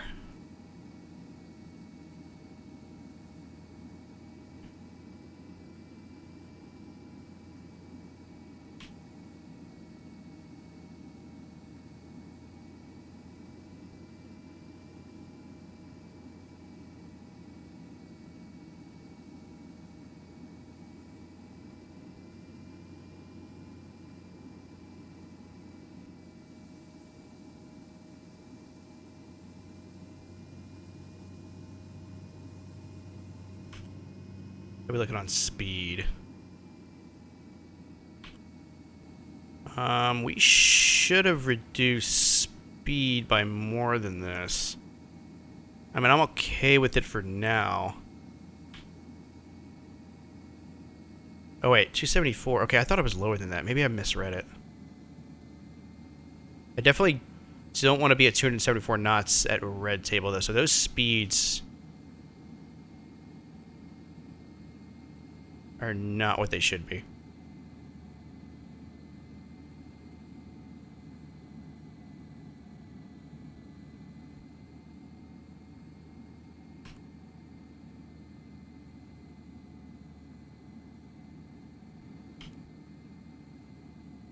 Oh, I see where I'm coming in at. So I'm down here.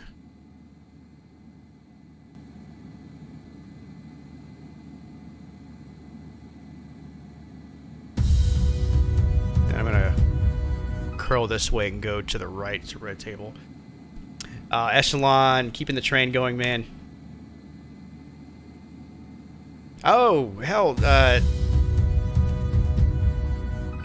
freaking Tin Man, dude. Hey, appreciate those gifted subs, dude. Gifting it to Echelon and Vast Fabrice.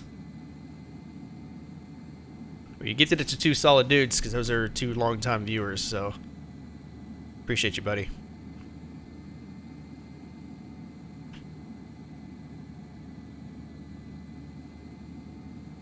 Okay, yeah, I don't want to go direct red table until...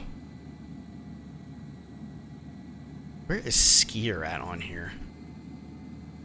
Okay, it's right here. And then I see what it's going to do. Then we're going red table and then circling in. Okay, gotcha. I see what it's doing. As long as I don't run into a mountain.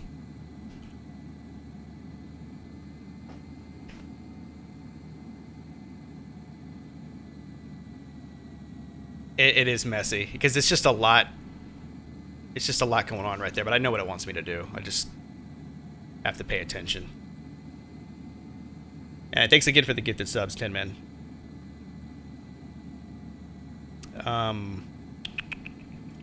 Okay, so 3021 is the altimeter.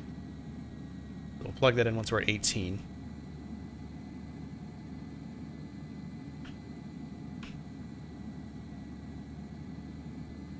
You're coming in a little fast.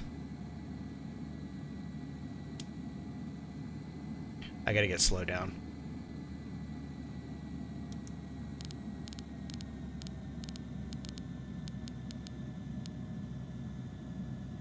And then what did we say the altimeter was?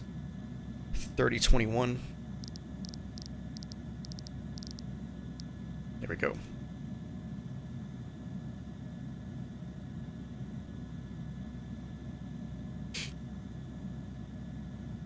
So we're flying over the airport right now, I think.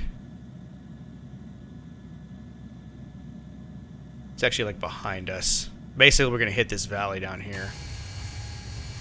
Yeah, there it is right there. That's our airport right there. I think I'm a little high though, guys.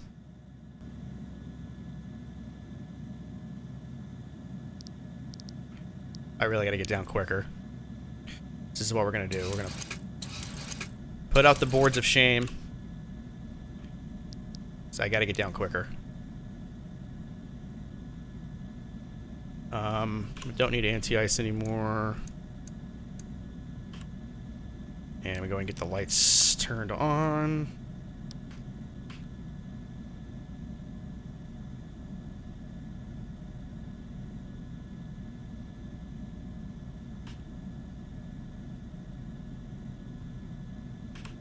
Are we going down to 13,000? Oh, man.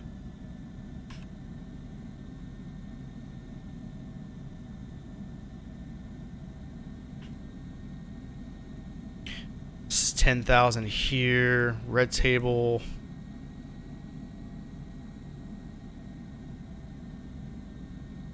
Peaks at 12, it looks like.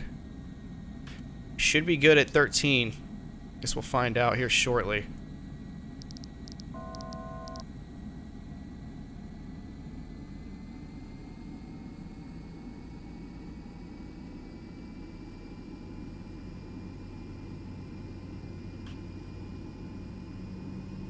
Let's go down to 210.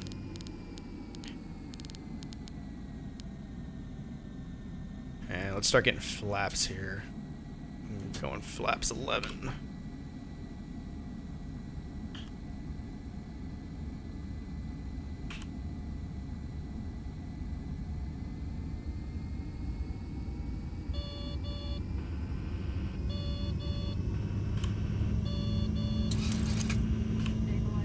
Yep, I got you.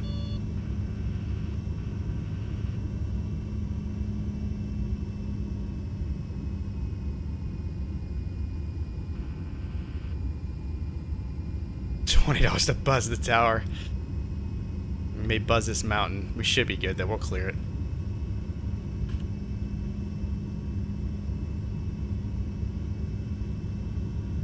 Alright, let's go down to 190 now.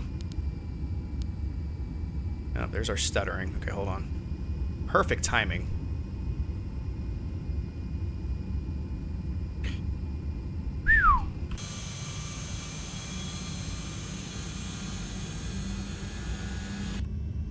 Imagine being a hiker and like seeing a MD-80 just high-five you. Let's see, we're looking for 131 knots. Let's go ahead, go to 170. Flaps 15, that's what I want.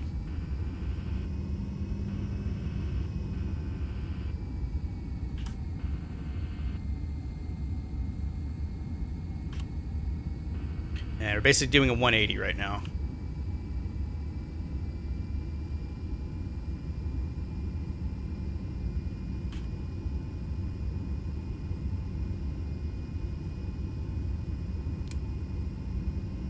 Brakes medium for this.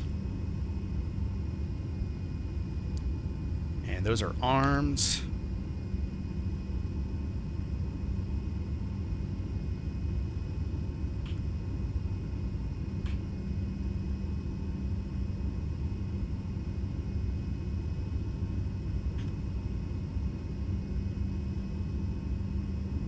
Man, we need to tighten this turn up like yesterday.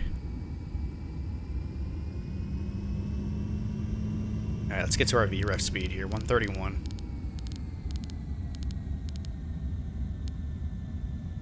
Gear.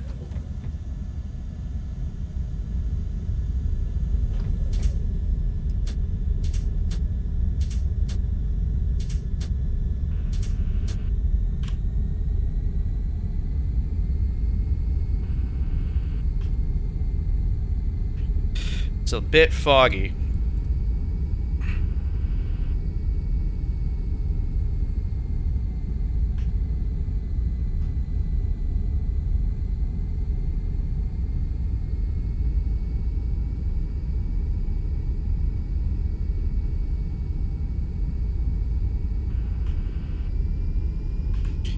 I'm looking for it.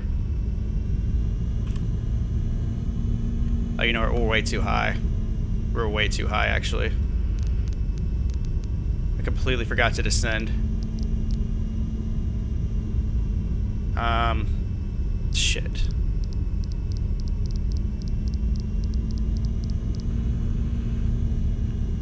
I may be too high for this. The airport should be down there. I think I'm too high. Stabilizer motion.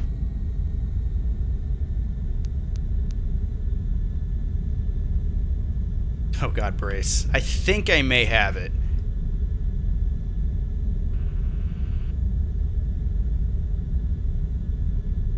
Where's my runway?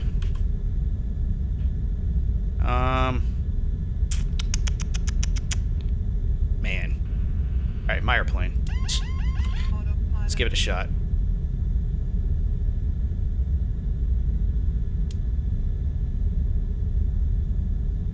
I may actually be okay.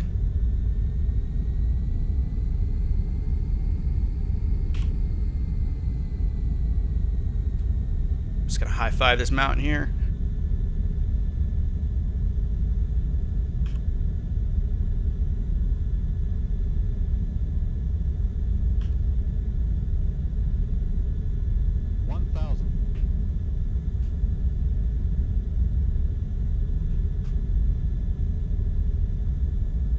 There's the runway. We'll be fine.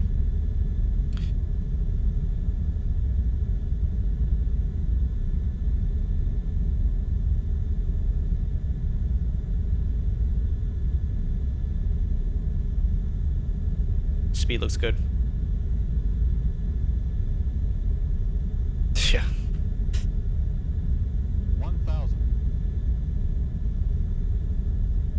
Alright, I've got full visual now. Should be good. My throttle.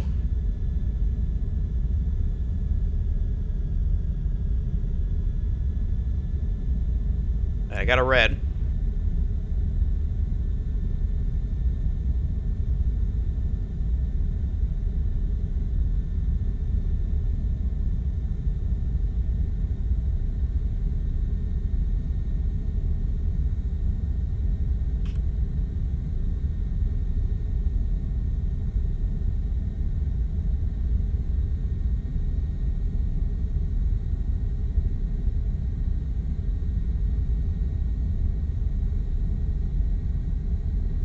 2 red, 2 right.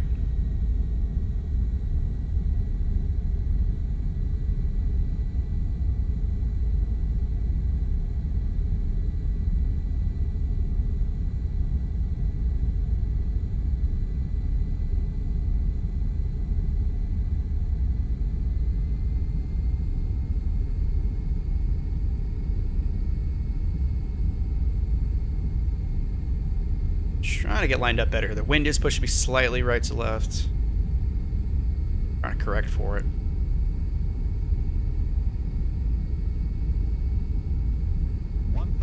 Check.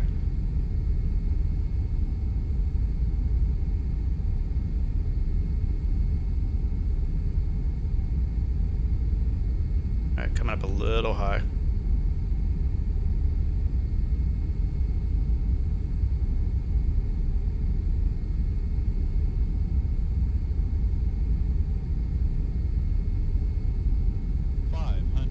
Check. 500, 500, 400, 300, 200, 100, 50, 40, 30, 20, 10. Reverse.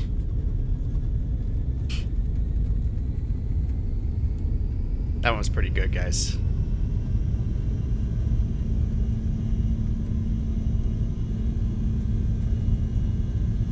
And 80. Manual braking. I want to make this turn. I'm not going to make it. Maybe. Oh, yeah. There we go.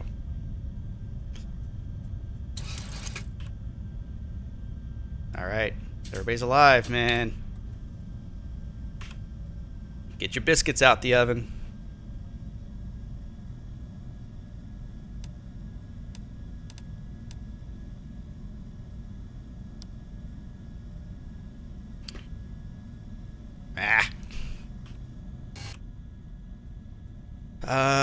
APU start.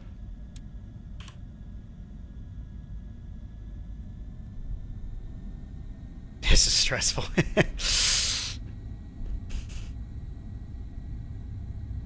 Yeah, it gets this. This is always a hairy approach, man, because you get really close to those mountains, and you've really got to watch your altitudes. Otherwise, you're gonna have a bad time with pulling right here.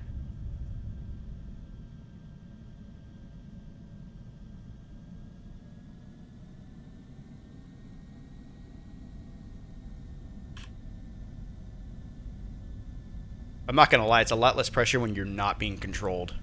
There's ATC, you really got to pay attention.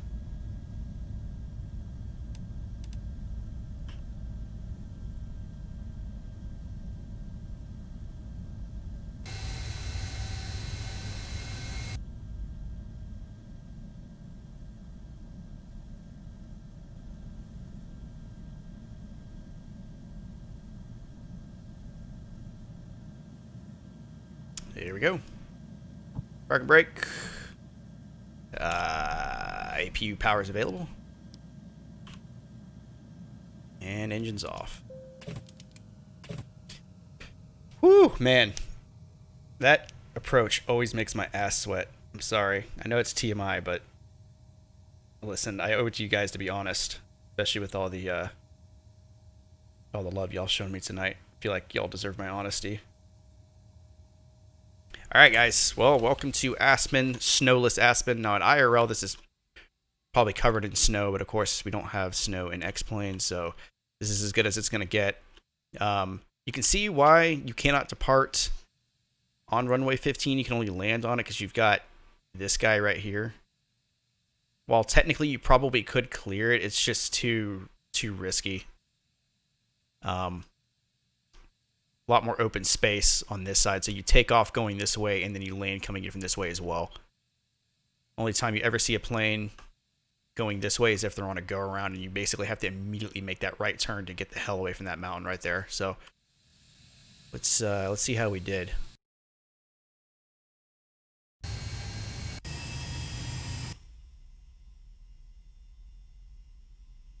Let's see how we did.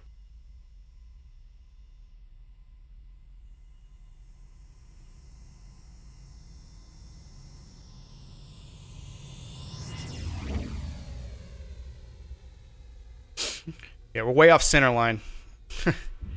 I mean, it is what it is. It's really the only bad thing about that landing. We were just off center line. The wind was pushing me a little bit harder than what I had given it credit for.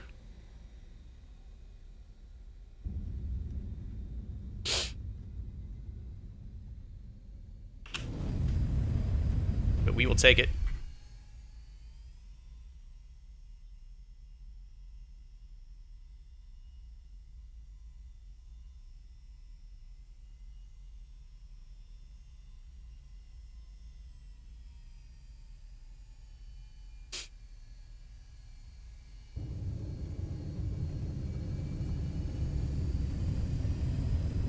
Didn't slam the nose down? Look at that, man. If we would have hit center line, would have been one for the ages.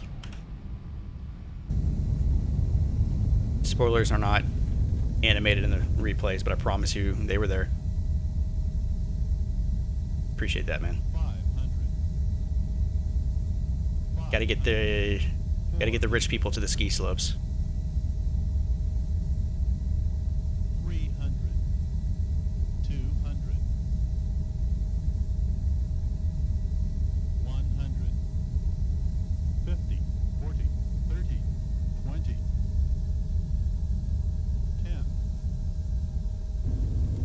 10. Mm-hmm.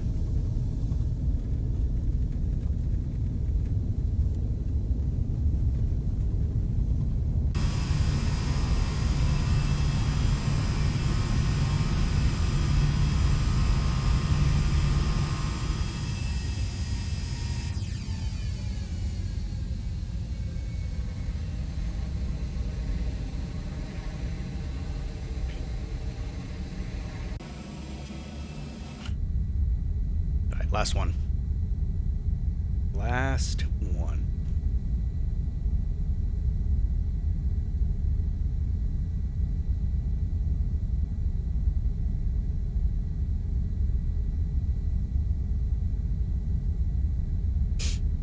From our GoPro. 1,000.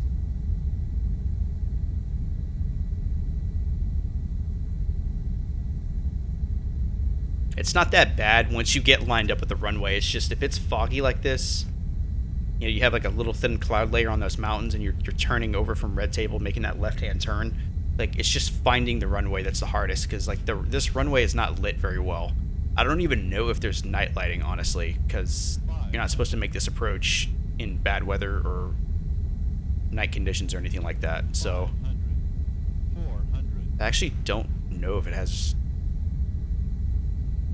300. night lighting. It has this lighting here, and obviously the Pappy lights, but that's it. 100. 50. 40. 30. 20. 10.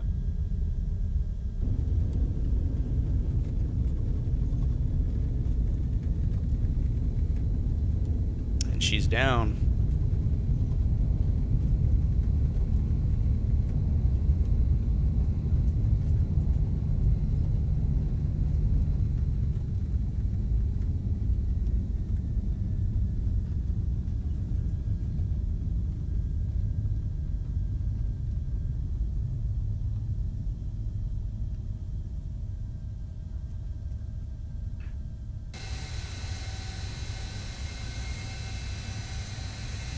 Not too shabby, guys. Not too shabby.